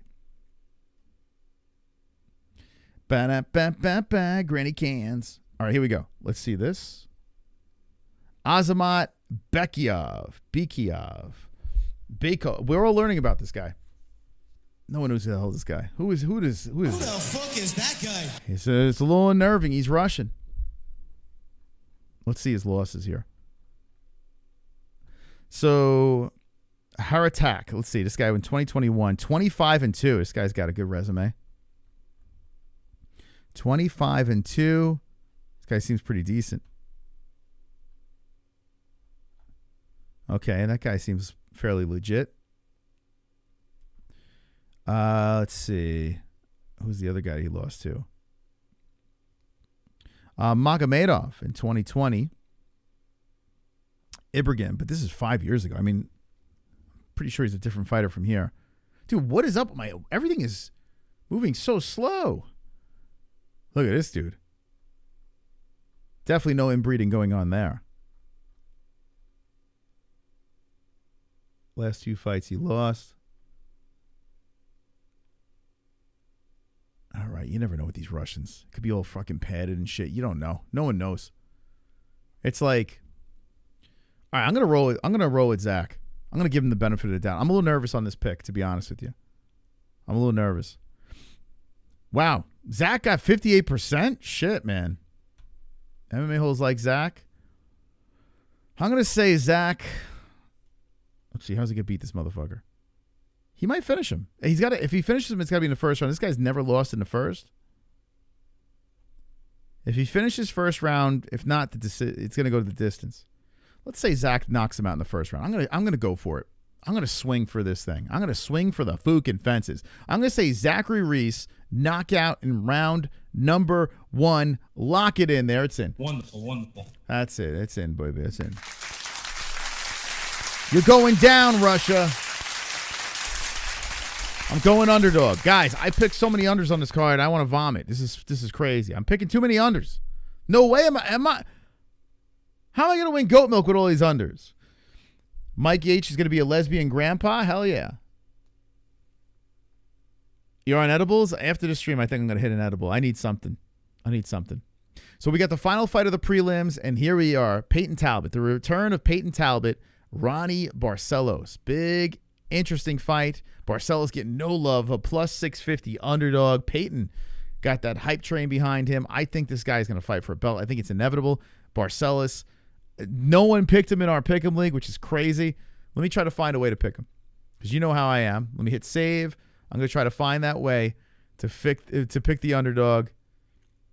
So let's pull these guys up here. So basically, if you want to know what I'm doing, when I'm on MMAHoles.tv, I like to click on each avatar, right? Each picture, photo of the fighter, and then it pops up with the page of their stats, and you can roll through their stats and get everything that you need on each fighter. Okay, that's what I like to do, and then you can watch, the face-off on whatever channel you want to check out the face-offs if you want to even waste your time doing that.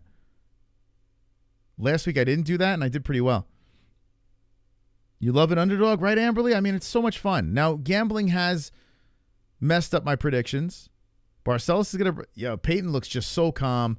It's crazy. This guy's going to fight for a belt. No problems there. So knockout, submission, decision, knockout. I mean, this guy... What the fuck? Barcelos has been knocked out by Umar, which, I mean, not a bad knockout, right? He's fighting for the belt tomorrow. Kyler Phillips didn't knock him out. That's the dude from Arizona. Quinones, he got a submission on Quinones. That's pretty impressive. He was submitted here by Mark Dickman. Wonderful. Talbot's going to finish him. The question is how. Let's see. I'm going to say Peyton's going to fuck him up. He's going to fuck him up in 2. I'm going to go 2 again. We're going to go knockout. Peyton Talbot, round number 2. Lock it in. It's in.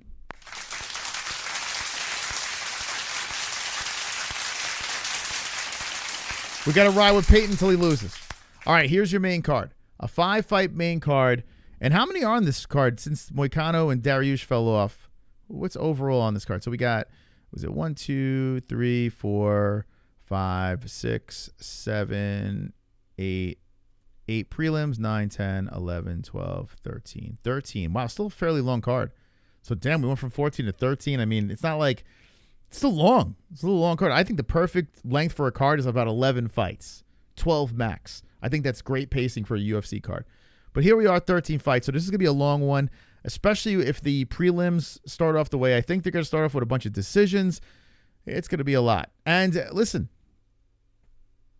we might get a bunch of decisions on this main card. We'll see. Here we go. We're going to kick it off. The main card, DeRuyter and Kevin Holland. Now, if you have not hit the like button, hit the like button. I copied you. What'd you pick, Ann? Which one? Which one did I copy?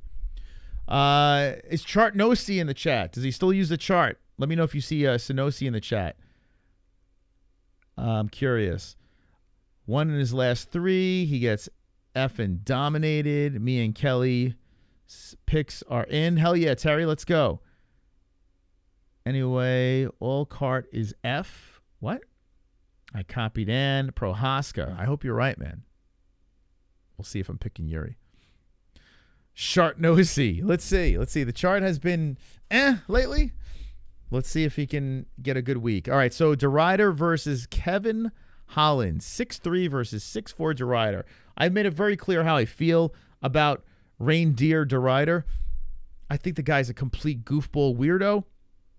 I don't think he's that good, but I have no faith in Kevin Holland anymore.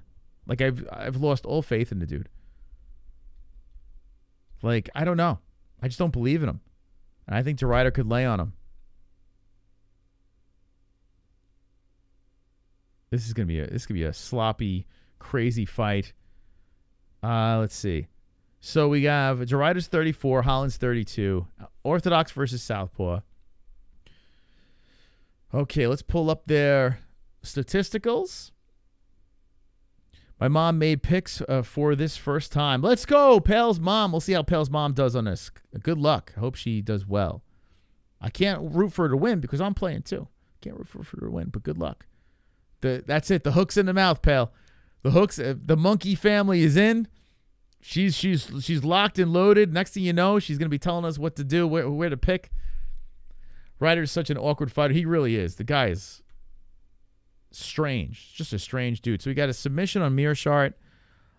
He's got the Magomedov, whatever the hell his name is, knockout. A lot of 1FC stuff here. So only one fight to work with, which was just a mess. But a lot of people were hyped. He was a champion at 1. A lot of people were hyped when he came over to the UFC. As for Kevin Holland, it's like he welcomes people in so they could beat him. It's like, I don't know. Anytime a hype train comes in the direction of Kevin Holland, it's like, here you go, beat Kevin Holland. You know, it's, I don't know. He's just so fucking frustrating. I'm not going to pick Holland. I'm just not going to do it. I can't. I'm just telling you right now. Kevin Holland got knocked out, decision, knocked out, submission. DeRuyter's on a submission, knockout. I mean, I tell you what, they're all finishes here. Does he finish Holland?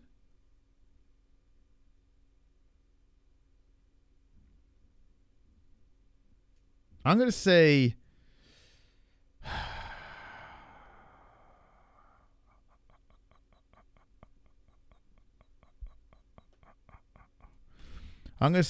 man, I'm feeling a lot of round twos.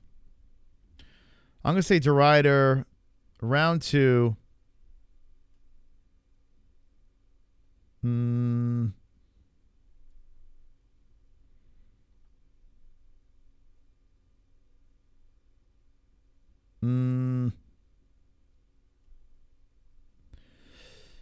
going to say round 2. I want to say 3. You know what? I'm going to move it to 3. Round 3 knockout. Okay, DeRuyter round 3 knockout. That's in there. Sorry, Kevin. I want to pick you, man. I want to pick you. You're getting plus money. DeRuyter's not very good, but I'm gonna. I don't know. I just can't do it. All right, who you guys have in this one? USA or Netherlands? Let me know. If Holland loses this fight, he is banned. Well, he takes a lot of fights for the UFC. He's a company man, so I think when Holland decides to leave the UFC, it's gonna be on his own terms. Can we have Holland get hurt and fights over? Maybe. Not really sure what this picks is Sober Carl. I mean, yeah, there's a reason why the lines are close. He's actually really good. Mang, strange dude. He really is. That's why I had to go third round, because I think it's just going to be such an odd, peculiar fight the first 2 rounds. A lot of weirdness. And then eventually DeRuyter's like, okay, I'm going to have to finish this dude. So I think it's going to turn into something like that. Let me save the picks. Okay, 4 more fights left here. Almeida versus Spivak. I see some people jumping on the under with this one. And Almeida he did take that L and had a very lackluster performance against Lewis, even though he dominated. It wasn't fun to watch. It's going to be interesting when they start grinding each other. Okay, Spivak looking nice and big. Let's pull up these guys' statisticals here. Man, Spivak getting plus 360. 16% picking Spivak. I mean, as soon as they made this fight, I'm with Almeida. I think Jelton's going to fight for a belt. I really do. Let's see. So Jelton bounced back against Romanov with the submission in the first. Curtis Blades was the one that knocked him out. Shocking people there. Derek Lewis before that. Boring fight. Rosenstrike submission in the first. Shamil was the second knockout. A lot of first rounds after that. We look at Spivak. And Spivak got finished by Cyril Gamba. After that, the Tibora win's pretty good. Pretty good. It actually kind of shocked me. I didn't think I'm not shocked that he won that fight, but how quickly he won that kind of shocked me. So Spivak getting that win was the nice one. And Tabora's a crafty motherfucker. He does have, actually, if you play MMA math, he submitted Derek Lewis, and Almeida could only lay on Derek Lewis if you want to play that game. So I guess you could say Spivak is a live dog, and he's still only 29, which is crazy. I feel like Spivak's been in the game forever. So Jelton Almeida, the older guy at 33, you have an argument, guys. If you're picking Spivak, you have a legit argument. Almeida is a guy that you can say shouldn't be at this weight class, right? What did he weigh in at? Actually, he's a little heavier, but kind of, I don't know. He just always feels undersized. So it looks like he put on some more muscle here. 235, 233 Spivak. Spivak is 6'3". Wow, they're both the same height. Spivak looked a lot bigger. Huh, okay. What's the reach at? Almeida's got an inch extra reach. So Spivak got the youth, and he's got some pretty interesting wins. Anything can happen. But let's see. He was knocked out by Gon in the second. Aspinall ran him over in the first. He does have that Tabora fight, but he right the wrong from that one. He was a lot younger. Walt Harris. It's crazy. What a different fighter from 2019, though. So we can't really look at it over here. Damn. All right, I'm going to say Almeida. Damn, man. Fucking hell. I'm going to say Almeida submission in 2. That's where I'm going. Almeida submission round number 2. That's what I'm going to go with this one. I got to say, I understand why people are going in the under. I think Spivak's a live dog on this one. Let me know in the chat who you picked. He's a live dog. Almeida sub 1 while they're both fresh. Almeida did lay on Lewis. That was so frustrating. He did. Never went for a finish. Yeah, I know. It was crazy. That fight was nuts. Open the phone lines or scared of my body meat. A Dana White lick the lips. If someone could produce a Dana White lick the lips, I will instantly open the phone lines and get you guys calling in. Actually, yeah, that'd be kind of cool. If anyone want to lick the lips, talk them into it, Kevin. We'll open up the phone lines. We'll go deep into the evening. All right, so you're Prohaska. We got 3 more fights on this card. And it's a good one, man. It's a really solid card. I'm really trying to think on which underdogs I want to sink my teeth in. I did a lot of sinking of the teeth earlier in the card, but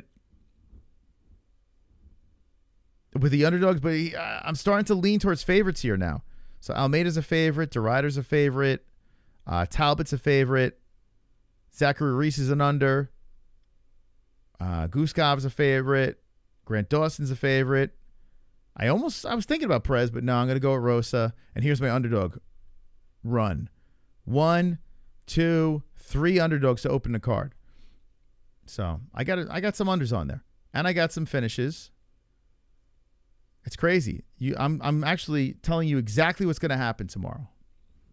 Wrestler. I'm going Yuri by KO round 2. I like it. Okay, here we go. Yuri Prochazka. I'm coming. Jamal Hill. Top 3 fights are great.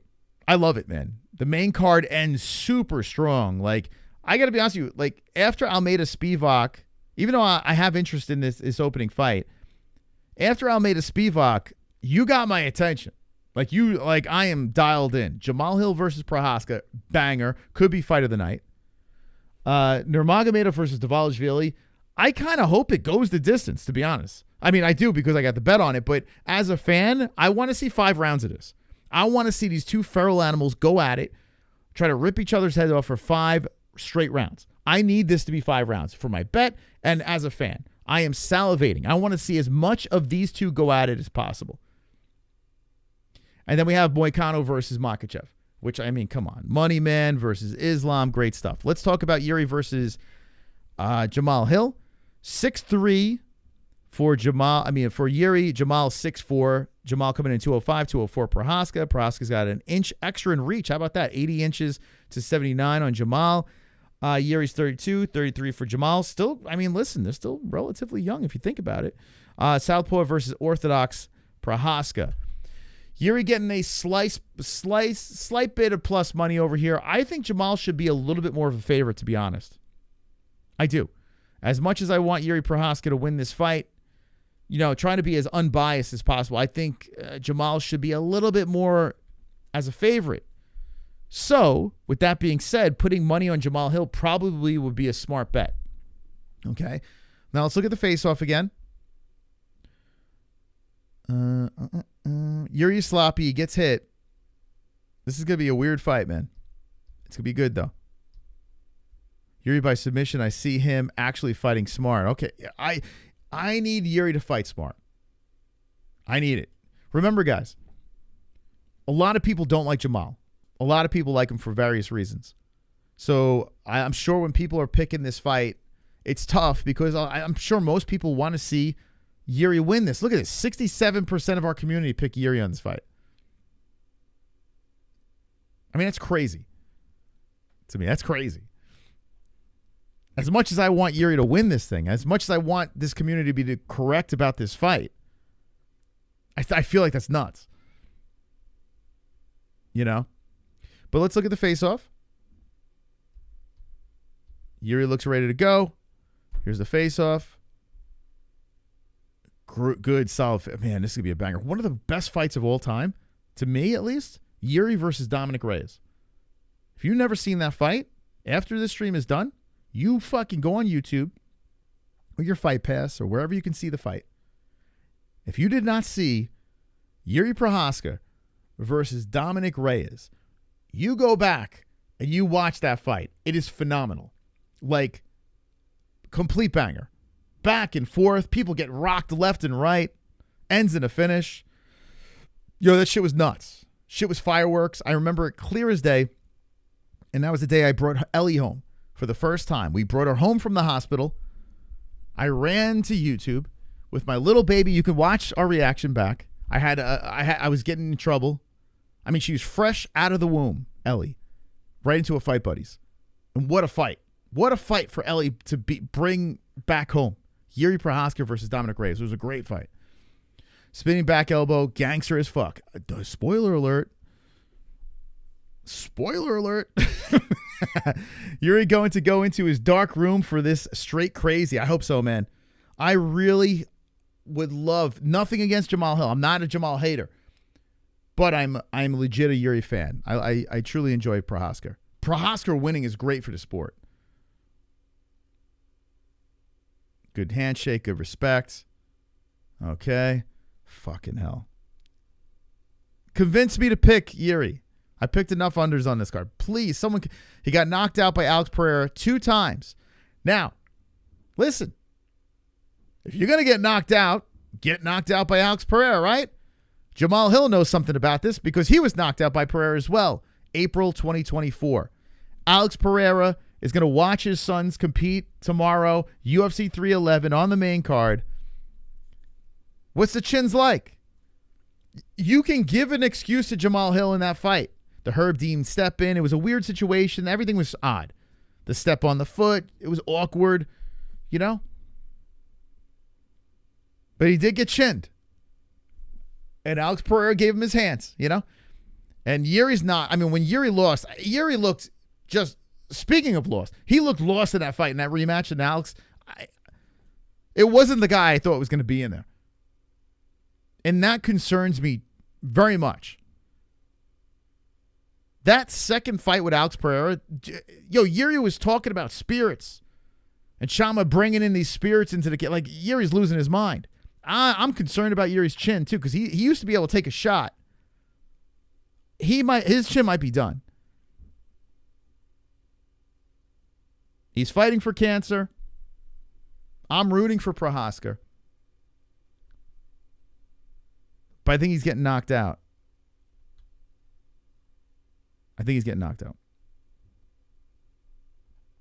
Fuck. Damn, man. It's kill or be killed with Yuri. This guy, I want to see him move down a weight class. He flirted with it. I would love to see Yuri move down to pick on some of the smaller guys. Right? A little middleweight action. That's what I'd like to see after he gets knocked out in this fight. Please make me eat my words. Please. So Jamal Hill lost to Alex Pereira, weird situation. Before that was that Paul Craig injury. Remember that? I can't really go crazy on that. If you look at the losses for Jamal Hill and then you got this no contest, there's really nothing we can really work with other than a bizarre finish 2 times. The Paul Craig fight and the Alex Pereira fight. Jamal's going to knock him out. In 2. Fuck. I hate this. It's the part of the game I hate to do. But Jamal Hill by finish, round 2. Let me know in the chat where you went. Yuri, please. Prove me wrong.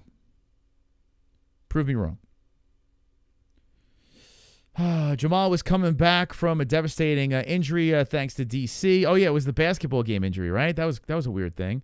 Bear Jew murdered Jamal's arm. It was epic, but it was a freak thing, too. And, you run that back, Jamal runs him over. You got the same pick? I so hope you're wrong. Me too, 206, man. I want to be wrong as well. If anyone wants to unlock the phone lines, you got one more fight to do it. A Dana White Lick the Lips donation. Hit it up in the Streamlabs donations up top. And I will unlock phone lines, let your phone calls come in. Rain across the internet for UFC 311. If not, I'll see you tomorrow. I got to make the thumbnail and get the stream ready to go. But here is Umar Nurmagomedov versus Merab, the Machine, Dvalishvili. Let's watch the face-off again. Ceremonial weigh-ins. I liked what I seen from the champ. I liked it. A little talking between the two. In fact, let me go over to Instagram. Hold on. So let me see if we can get some of this stuff mic'd up and hear what these guys were saying to each other. I didn't watch any of the embeddeds too. I gotta go through that. I wish I could show the embeddeds on air. Maybe I'll do it on the second channel. Take the hit. Show the embeddeds on the second channel, and we can run through them together. I wonder if I can get away with that. That would be fun. I don't really watch the embeddeds, but this embedded should be pretty good. I got my streams fired up. I got multiple options for tomorrow. If you're going to do it legit, there's a link in the description. If not, don't worry. I got you covered. Merab by boring decision. Man, I don't find him boring at all. The one fight I found him boring was the Aldo fight, Jose Aldo fight. But most of the time, he's hilarious, man. That O'Malley fight was that was, dude, I could watch that back over and over again. That was great. It's a great fight. Merab was fucking him up. He was kissing him. He was toying with him. He was letting him back up. It was hysterical. Remember you used to watch them all at once in the embedded? I used to, yeah. And ever since I had kids, I stopped watching the embeddeds. You know? Kids have changed that. Here is Prohaska and the young lady with the chemo and everything like that. Really cool story. Here, let's listen to this. That was really special. Here he comes.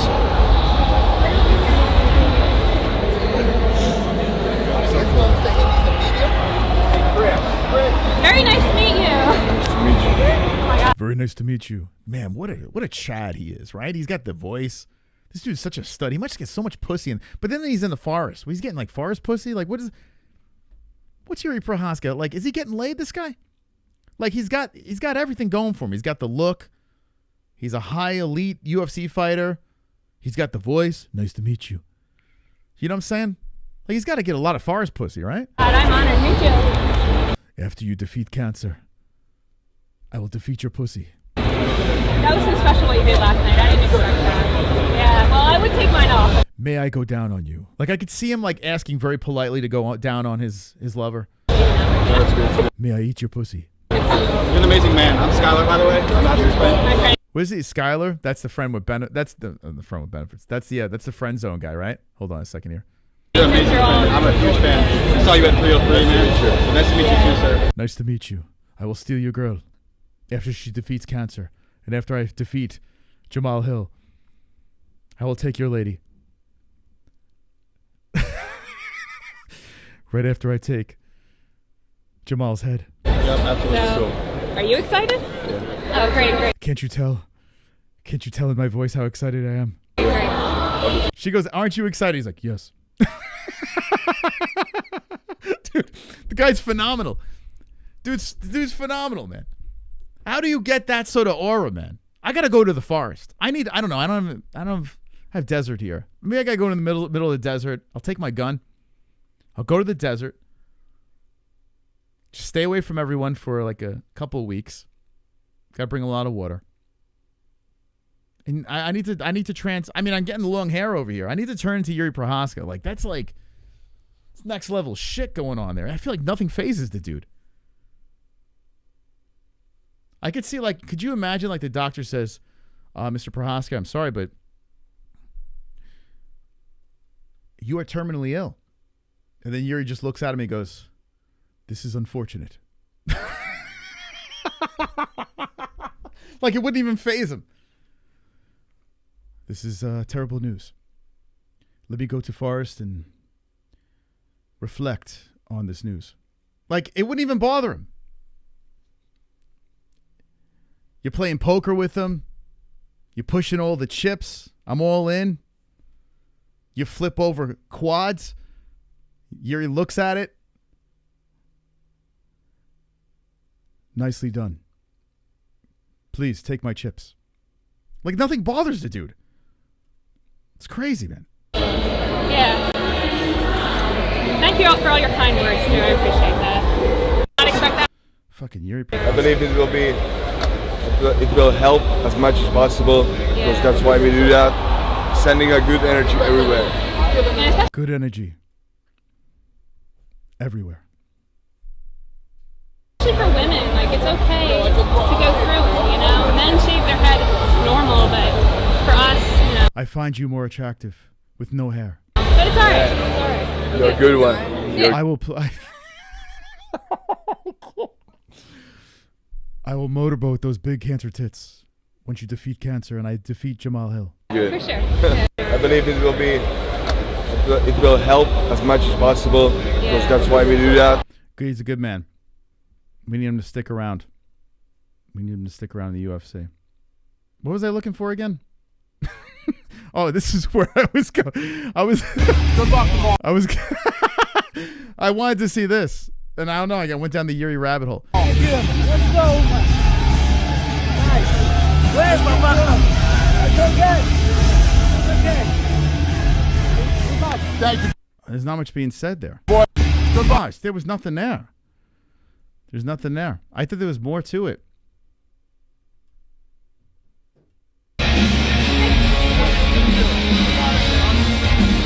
All right, going to be all down. Jamal's so weird, man.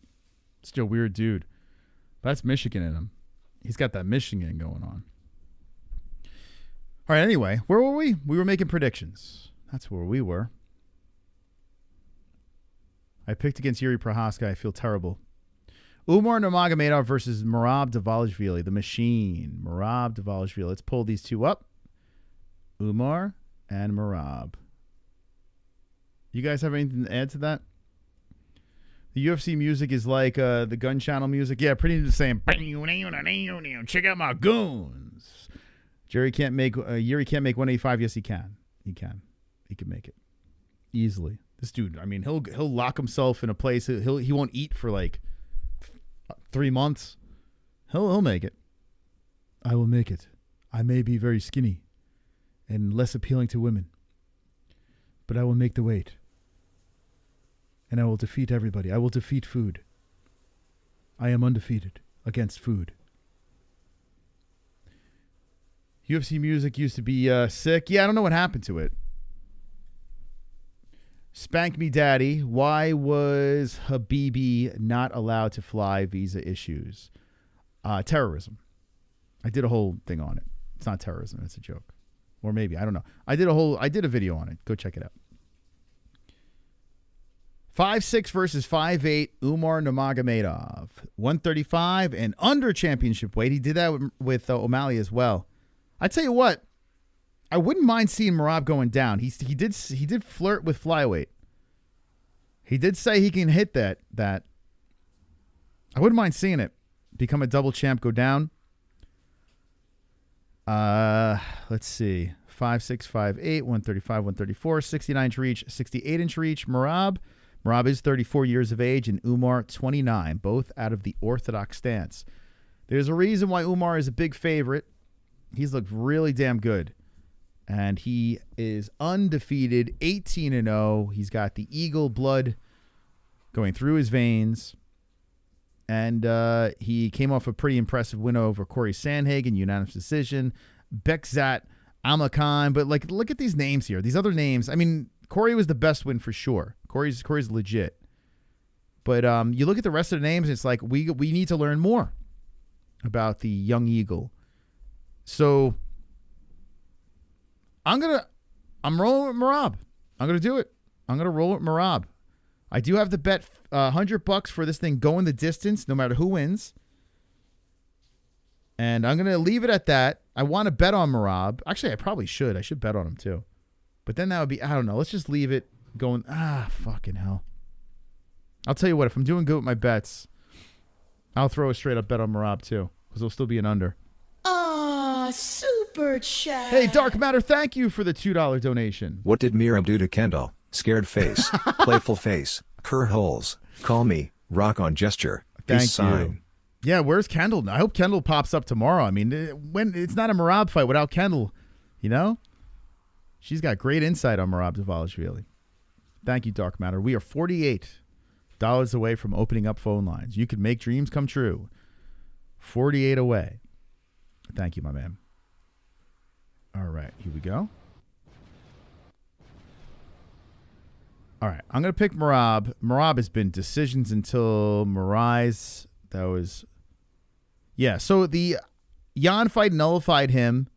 He beat the crap out of Cejudo, did whatever he wanted with him, did whatever he wanted with O'Malley, except for that fifth round got kind of interesting. Cody Stamen, a lot of decisions. All right, I'm going to go to machine decision here. Let's go. Underdog, baby. Decision. Boom. Okay, the final prediction here. Moicano versus Islam Makhachev. I already put $50 on Moicano. Straight up, get the job done, win me $300. Am I positive? No. Nope, I'm not. No, I'm not at all. I don't know. I don't think Moicano's going to win this, but there's a chance. There's always a chance, man. And I'm rooting hard for Money Man. Nothing against Islam. Islam wins, I'd be happy as well for other reasons. I want to see Islam go up. I want to see him become a double champion. I want to see him do things that Khabib could never do. You know what I'm saying? But here we go. Moicano looks big. Looks big. Some yapping. Here, you know what? Let's go over here. Let's see if they have what they were saying. Let's hear it. Let's hear it. Let's hear it. Here we go.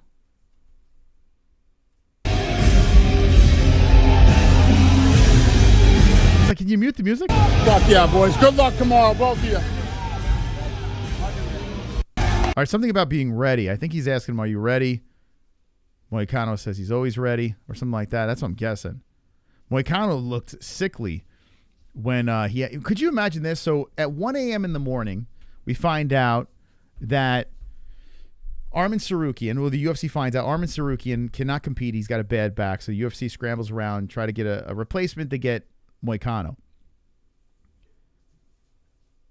Moicano has to say, yes, I will fight, and I have to hit championship weight. So he's still cutting weight, Moicano, when he finds out the news. Like, there's a good chance that he's still up trying to cut weight. Or maybe it was in the middle of the night. Moicano wakes up. He's still got to cut a little bit. And they say, listen, you got to hit that championship weight. If you want this fight, you got to hit the 155. So Moicano looked very drained when he says, I'll fight him. I'm going to be the champion, this and that. And everyone looks drained during weight cuts. But I'm trying to think of the mindset here. If Moicano could pull this off, it's incredible. It's absolutely incredible.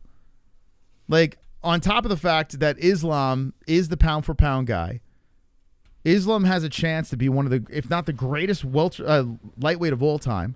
Could be a double champ. Who knows? Got Khabib in the corner. But the pressure on Moicano just to hit the weight and say, yeah, I'm going to take this fight. And now he's got this pressure going. I mean, I still think he's playing with house money. But his head has got to be, it's like a roller coaster ride of emotions. For Islam, the biggest problem here is you got to defend that belt. That's a pretty big problem, right? You lose the belt. Well, shit. It's over. You're not the champ anymore.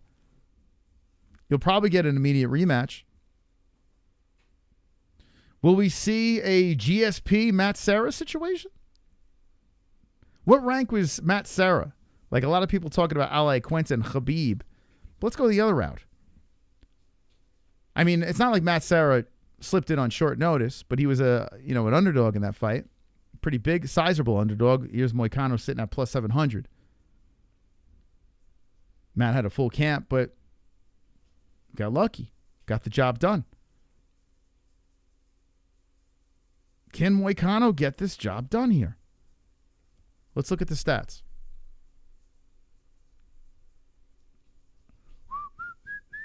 Moicano should be a plus 1,000. How dare you? Disgrazia. So much disrespect. So much disrespect. He has experience. Talking about Moicano, yeah. Moicano's got a lot of experience, for sure. Renato is 35 years of age. Here's the funny part. He's only 2 years older than Islam. It's not like he's ancient. He's no spring chicken, but 35 years old, only 2 years older than Islam. And looks pretty good lately.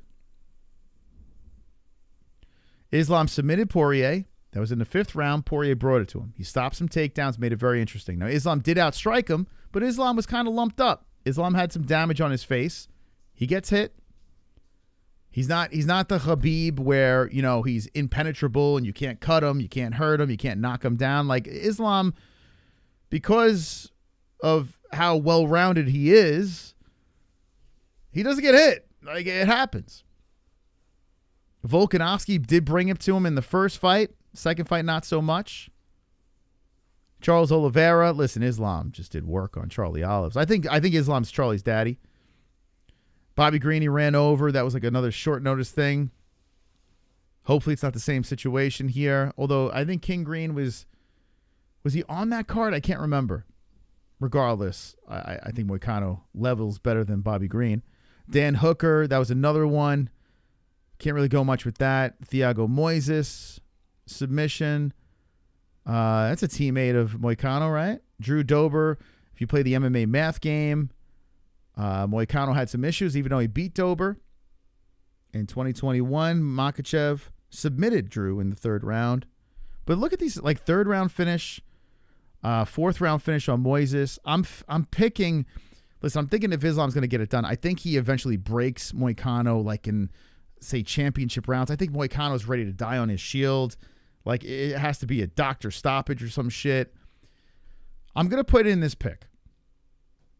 Even though I got the money on Moicano, and I'll be rooting for Moicano, I got to go Islam, and I'm going to go 4. Blocking it in round 4. He's going to get the job done by knockout in round 4. Maybe I'll change it to submission. Let's see. Nah, probably not submission. Yeah, I think I'm going to have to go. When was the last? Bobby Green was a TKO.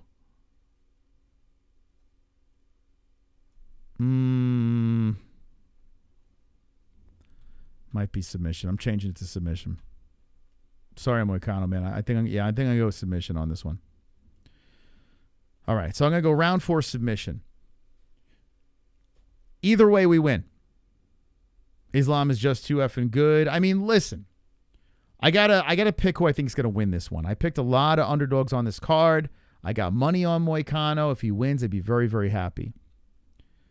But I got to pick Islam finish, and I'm going to pick him late. And just like in the Arman Sarukian fight, I do believe that Islam, in both fights, is going to get a finish later on in the fight.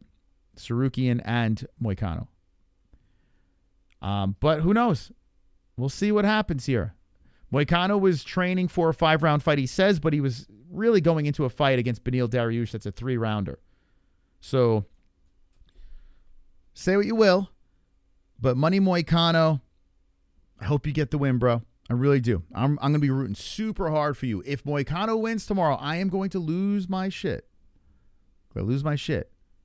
The guy's nice enough to follow us. He was nice enough to come on the program. He's just a fucking cool dude. He sent me the oos going into the war with Dariush. Now he's kind of off the grid because he's fighting for the belt. But I will make contact with him after this fight. Win or lose, we'll always be Team Moicano. But at 35 years of age, this is not it for Moicano. If he loses this fight, if he gets embarrassed in the first round, it is not over for Moicano. He still has a chance to move up and do whatever he's got to do, as long as he can stay active. He doesn't move anywhere in the rankings. Nothing. There's no loss. He's going to get paid. Everything's going to be fine. His YouTube channel is going to get a ton more. His social media is going to get a ton more following. Everything's going to be good. Moicano will be fine. But it's a perfect opportunity because you know what? Moicano's not fighting Sarukian. If Sarukian wins and Moicano just keeps on moving up the rankings, those guys are teammates. They're like really good friends. So Moicano don't want to fight Sarukian. I'm sure money and a title may change some minds, but ultimately these guys don't want to fight each other. Arman Sarukian does have, the same team. They got the same circle. They have the same head coach. So they'll probably have the same game plan going into this. Moicano's got weapons. He's got options. He's got a strategy. He's got the team. Can he execute it is the question. We'll see. Jess, who do you think is going to win? You can just come off mic. Moicano in Islam. Moicano? Really? Just didn't even hesitate. You think Moicano bricks you up? You know what? I will be bricked up. If Moicano wins tomorrow, dude, I'm going to lose my shit. If Moicano gets the job done tomorrow, he's a plus 700 underdog, coming in on short notice. Dude, could you imagine what the scene's going to be like here on the MMA-Holes? We're going to lose our minds. And it's nothing against Islam. I'm going to be chubbed up. So in the chat, I want to know, are you going to be chubbed up? 59% in the votes say they're more excited for 311 after Moicano fills in. So how about that, Arman Sarukian? You helped the card, according to 59% of our community. How about that? You like apples? How about that? How about them apples? This is going to come down to Renato has the length, but Islam has the girth. This is a classic length. I think he's trying to say verse girth. It's true. Very true. Length versus girth. I mean, usually they say striker versus grappler. This comes down to length versus girth. Very well put. I couldn't have said it better myself. I'll punch a hole in the wall for real. If like out of joy? Like, why would that sound like something you would do if you were upset?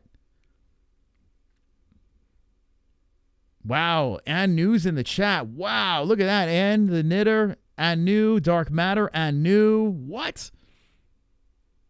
Money needs to survive 4 rounds and go for broke in the 5th.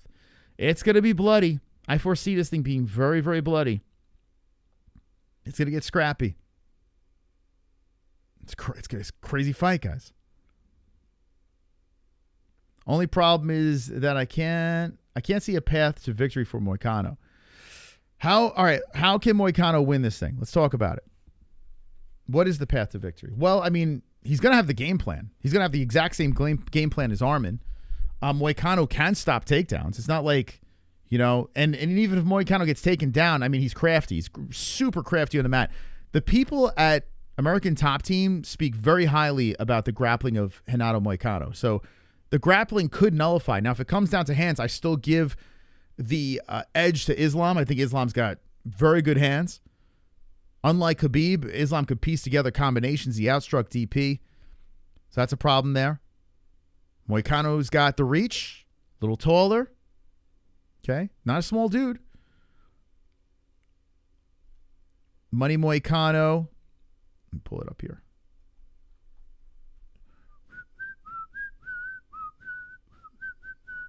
Think about this. Saint Denis, who I know is not a champion, but is still a big, scary dude. A lot of hype going behind him. Dustin Poirier kind of derailed the hype. But I mean, Saint Denis is a legit dude, right? And Moicano just murked him, beat the living shit out of him in the first round. What if Moicano clips him? What if Moicano sweeps him or something, gets on top? Moicano on top's a problem. What if he gets on top and there's like a slip or a trip or something happens? The mat's all bloody from previous fights. Somehow Moicano finds up on top and beats the living shit out of him in the first round to the point where it's like, okay, now Islam's got to play comeback here. Fight through damage, fatigue. Moicano has to come out guns blazing. He's got to come out guns blazing. He's got to find a way to get on top of this dude. He's got to be scrappy. He's got to make it ugly. Moicano's got weapons, man. But I am picking Islam. Moicano's got the experience too, man. He's been in there with champions. Moicano's only path to victory is if Islam has an awful night. I mean, listen, people have off nights. I don't know if Islam's going to have an awful night. But things happen. Injuries happen. People slip. A mistake happens. Moicano can capitalize. We've seen him do it. If Jalen Turner, didn't he have a situation where Jalen Turner turned his back on Moicano? Jalen Turner fucked him up. And then Moicano finishes him. One mistake and Moicano can capitalize on it. That's all he needs is one mistake. One mistake. That's the path to victory. Moicano needs a mistake. He needs to make Islam make a mistake. Need to catch him because Moicano will get submitted. He could get submitted. Yeah, I picked submission. Loss. Not impossible. Or are you saying Moicano could submit Islam? I mean, that's very possible. That is a possibility. Both, you can go submission either way. Now remember, guys, if you just jump into the stream, I picked Islam. I picked him winning 4th round submission. I did put money on Moicano. I'm trying to find the path to victory as well. There are paths. There are situations where there's no path. Like when Bobby Green was fighting Islam Makhachev, there was no path. There was no path to victory. When Dan Hooker was fighting Islam Makhachev, there was no path to victory. Sorry, guys. I mean, that was pretty self-explanatory. And Volkanovski, I got to say, I thought he achieved significantly in that first fight. Massive overachievement. When that rematch was happening, I saw no path for Volkanovski to win. I was even more confident that Islam was going to finish Volkanovski in that second fight. But the first one shocked me a little bit. It did. It did shock me. If Volkanovski can go in there and be problematic to Islam, so can money. Why can't he? Think about it. If Volk could do it, why can't Moicano do it? I think Hooker could make it interesting with Moicano, but I think Moicano wins 10 out of 10 times against Hooker. I think Moicano kills Hooker, to be honest. Moicano kills Hooker. I do. At this stage of the game. Now, listen, Moicano's 35 years old. But right now, yeah, I think Moicano kills Hooker. Exactly, Chris. And Moicano is bigger than Islam. Volk is a little guy. Yeah, I mean, and maybe Volk's size helped in that situation. It's possible. You know, with a good wrestling background and being small stature, it could have been problematic for Islam. Could have. But Moicano is a big dude. It's not like he's like tiny. He can and he will. Let's go money. Ann, did you actually pick him on goat milk? Who'd you pick? Kill Hooker GTA. Yeah, GTA style. Moicano is very cool, but I don't think he has the hog power. So you think the hog power is going to be the issue? Possibly.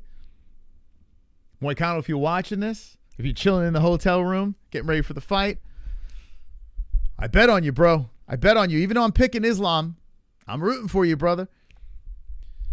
But I gotta pick Islam just for goat milk. But the heart is with money, man. I love the fight. I do. Either way, I'll be bummed and happy at the same time. And if Islam wins, let's go. Islam, move up to welterweight. Get that strap. But if not, Money Moicano hits the mic. I did it, bitch. Bitcoin for everybody. You know, a nice hug with his family. It'd be great. What a moment. Tears flowing down the face. Money Moicano, one of the greatest upsets of all time.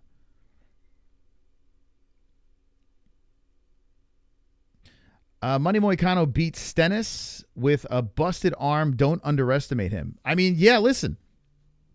I'm not saying money's a lock here, but there's a chance. Like we said in our last stream, there is a chance. All right, guys. Thank you guys for watching. That's my goat milk predictions. Make sure you always hit save when you do your predictions. It's on MMAHoles.tv. I'm going to have to go down and do the tiebreaker now.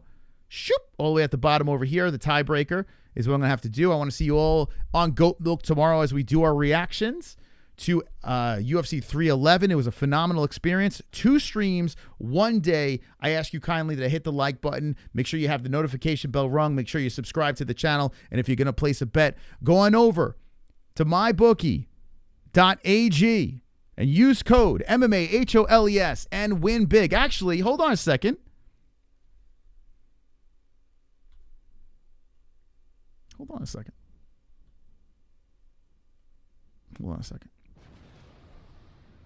I need more bets. I need more.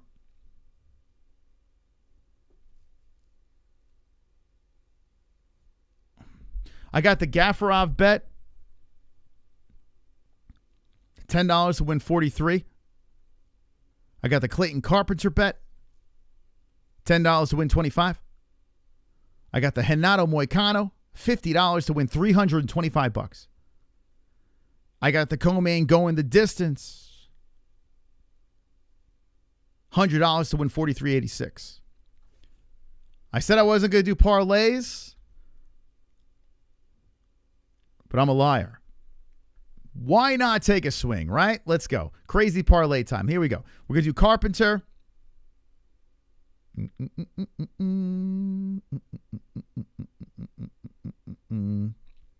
don't think I'm going to touch the Tercios one. Gafarov, right there is 17.55. Shit. I should just do that parlay. Just Carpenter Gafarov is a plus 17.55. You throw $5 on that, you're winning $89.60. 2 fights. Fuck yeah. I'll place that bet. I mean, that's a no-brainer. $5 to win $89.50. Carpenter and Gafarov. Guys, that's not an impossible win. Carpenter's undefeated. Gafarov is the Russian or Tajikistan guy fighting a Japanese dude. $5 to win $89.50. That's a pretty solid parlay. Check it out for yourself. Let's see. Let's see. What else we got here? Merab. I am picking Merab. What if we do a fun Merab?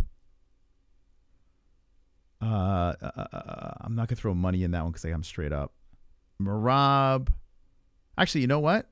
Let me look at their bet boost. Let me see if they got anything fun on the bet boost. Yeah, my bookie has a bet boost over here that they make the bets for you and they boost it up. So let's take a peek. Vol could smoke Mo I2 though. I don't know. More or less as well. Merab is versus Swab. Wonderful. Merab versus Swab. All right, let's see what we got here. Bet boost. A lot of football bets. Yeah, we got football on Sunday. Man, it's gonna be a fun weekend. I think my Rangers are playing tomorrow. Rangers beat. Sorry, Carl. Took out your Utah team. I was watching that the other night after the stream. Rangers are starting to turn it around. Okay, let's see. They got some work to do, but they're turning it around. Wait, what the hell? No, don't tell me they don't have anything on Bet Boost. Oh, here we go. Talbot by KO. Holland by KO. Prohaska. Oh, Jamal Hill by KO. Oh. I could see Talbot. I could see Hill. Wow. This is 1165. And Kevin Holland by KO. Wow. All right, I'll roll it. I'll throw a 5 on that. I'll roll the dice on that one. What do you think? You guys think about that? That's a prop, a 3-piece propper. So $5 wins you $58.25. What do you think? Now I'll throw $1 on it. Now I'll throw a 5 on it. Fuck it. All right, let's see. $5 to win. Hold on a sec. So it's a plus. So it went from a plus 1,082 to a plus 1165. Does anyone think that's a good one there? I'll run it just for the hell of it. All right, we'll place that $5 to win $58.25. It's an interesting one. But why can't I place it? What's up? MyBookie.ag. Accept all odds changes. Oh, what happened here? I don't know why it's not. Hold on. Let me refresh this a second. That's weird. I mean, I don't love it, but it's interesting. How would spoil that parlay, right? Yeah, I would imagine. I didn't pick. I picked a rider. But I don't. I mean, if Holland's going to win, he's going to knock him out, right?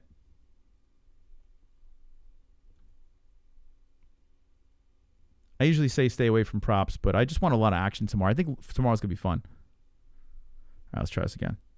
If I can't get through on this one, then I'm not going to do it. But it's a sign. All right. Here's another one here. We'll talk about that in a second. So Talbot, Holland, and Prohaska knockouts plus 1165. A $5 bet. It goes away. Why? Why is it? Am I doing something wrong here? What the fuck?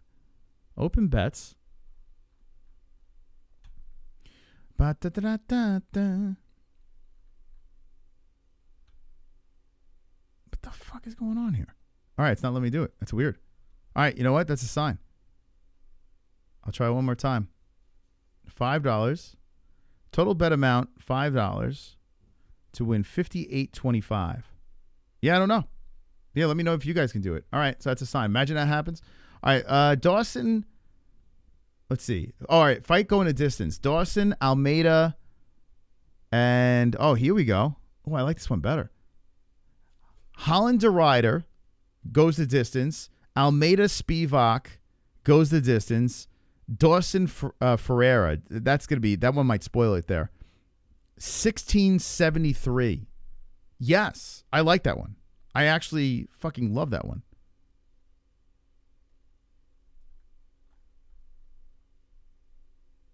Hold up.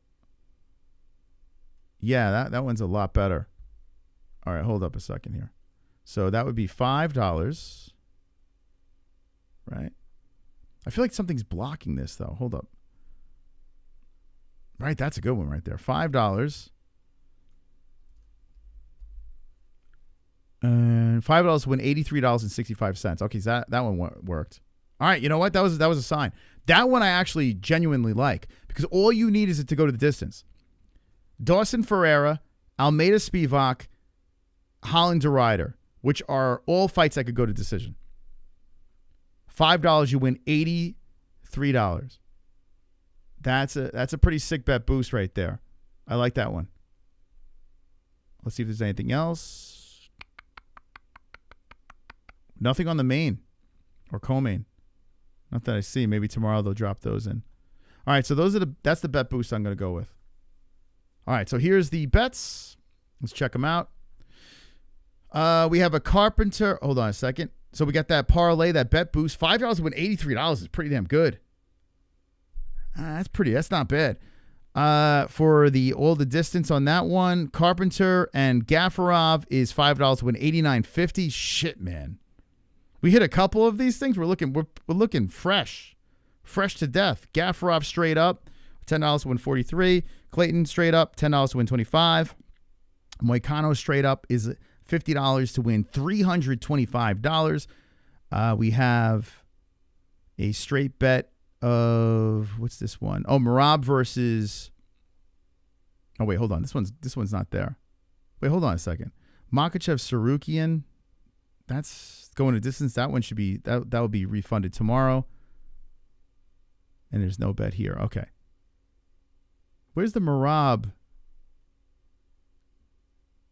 Hold up a second here. Moicano. Ooh, boop, boop, boop, boop. Oh, Dvalishvili. Here we go. The $100 is. Will the fight to go to the distance? Dvalishvili versus Nurmagomedov. There we go. $100 to win $43.86. Okay. I want to make sure I read that right. All right, guys. Those are the bets that we got on my bookie. The code is MMA-HOLES. We'll see you tomorrow. Like I said, notification bell rung. Subscribe to the channel. On a quest to 100K. We will see you tomorrow for a massive event, UFC 311. Thank you guys for stopping by. And don't be an a-hole. Be an MMA hole. Good night. MyBookie.ag. MyBookie.ag. Place your bets. Win big at MyBookie.ag. Use promo code MMA-Holes at MyBookie.ag. Win big at MyBookie.ag. Tell them the MMA-Holes sent you.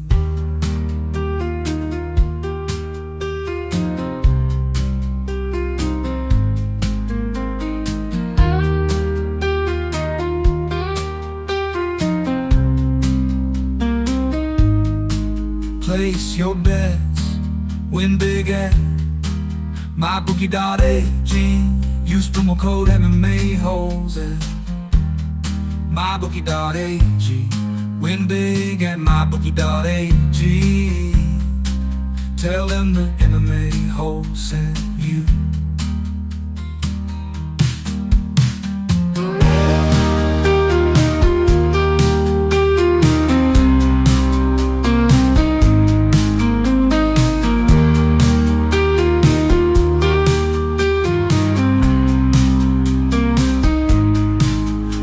Place your bets, win big at mybookie.ag.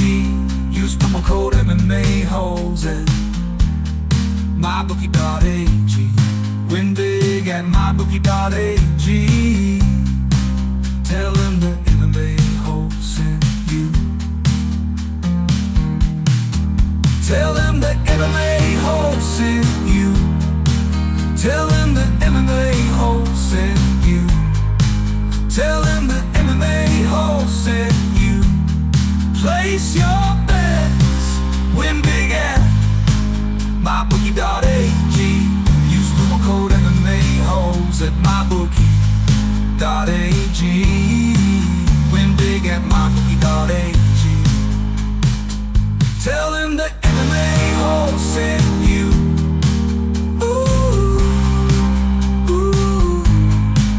Tell them the MMA-Holes sent you. Place your bets, win big at mybookie.ag. Use promo code MMA-Holes at mybookie.ag.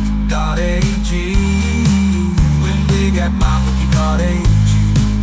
Tell them the MMA-Holes sent you. Tell them the MMA-Holes sent you. Tell them the MMA-Holes sent you. Place your bets, win big at mybookie.ag. mybookie.ag. mybookie.ag. mybookie.ag. mybookie.ag. Use promo code MMA-Holes at mybookie.ag. Win big at mybookie.ag. Use promo code MMA-Holes at mybookie.ag. Win big at mybookie.ag.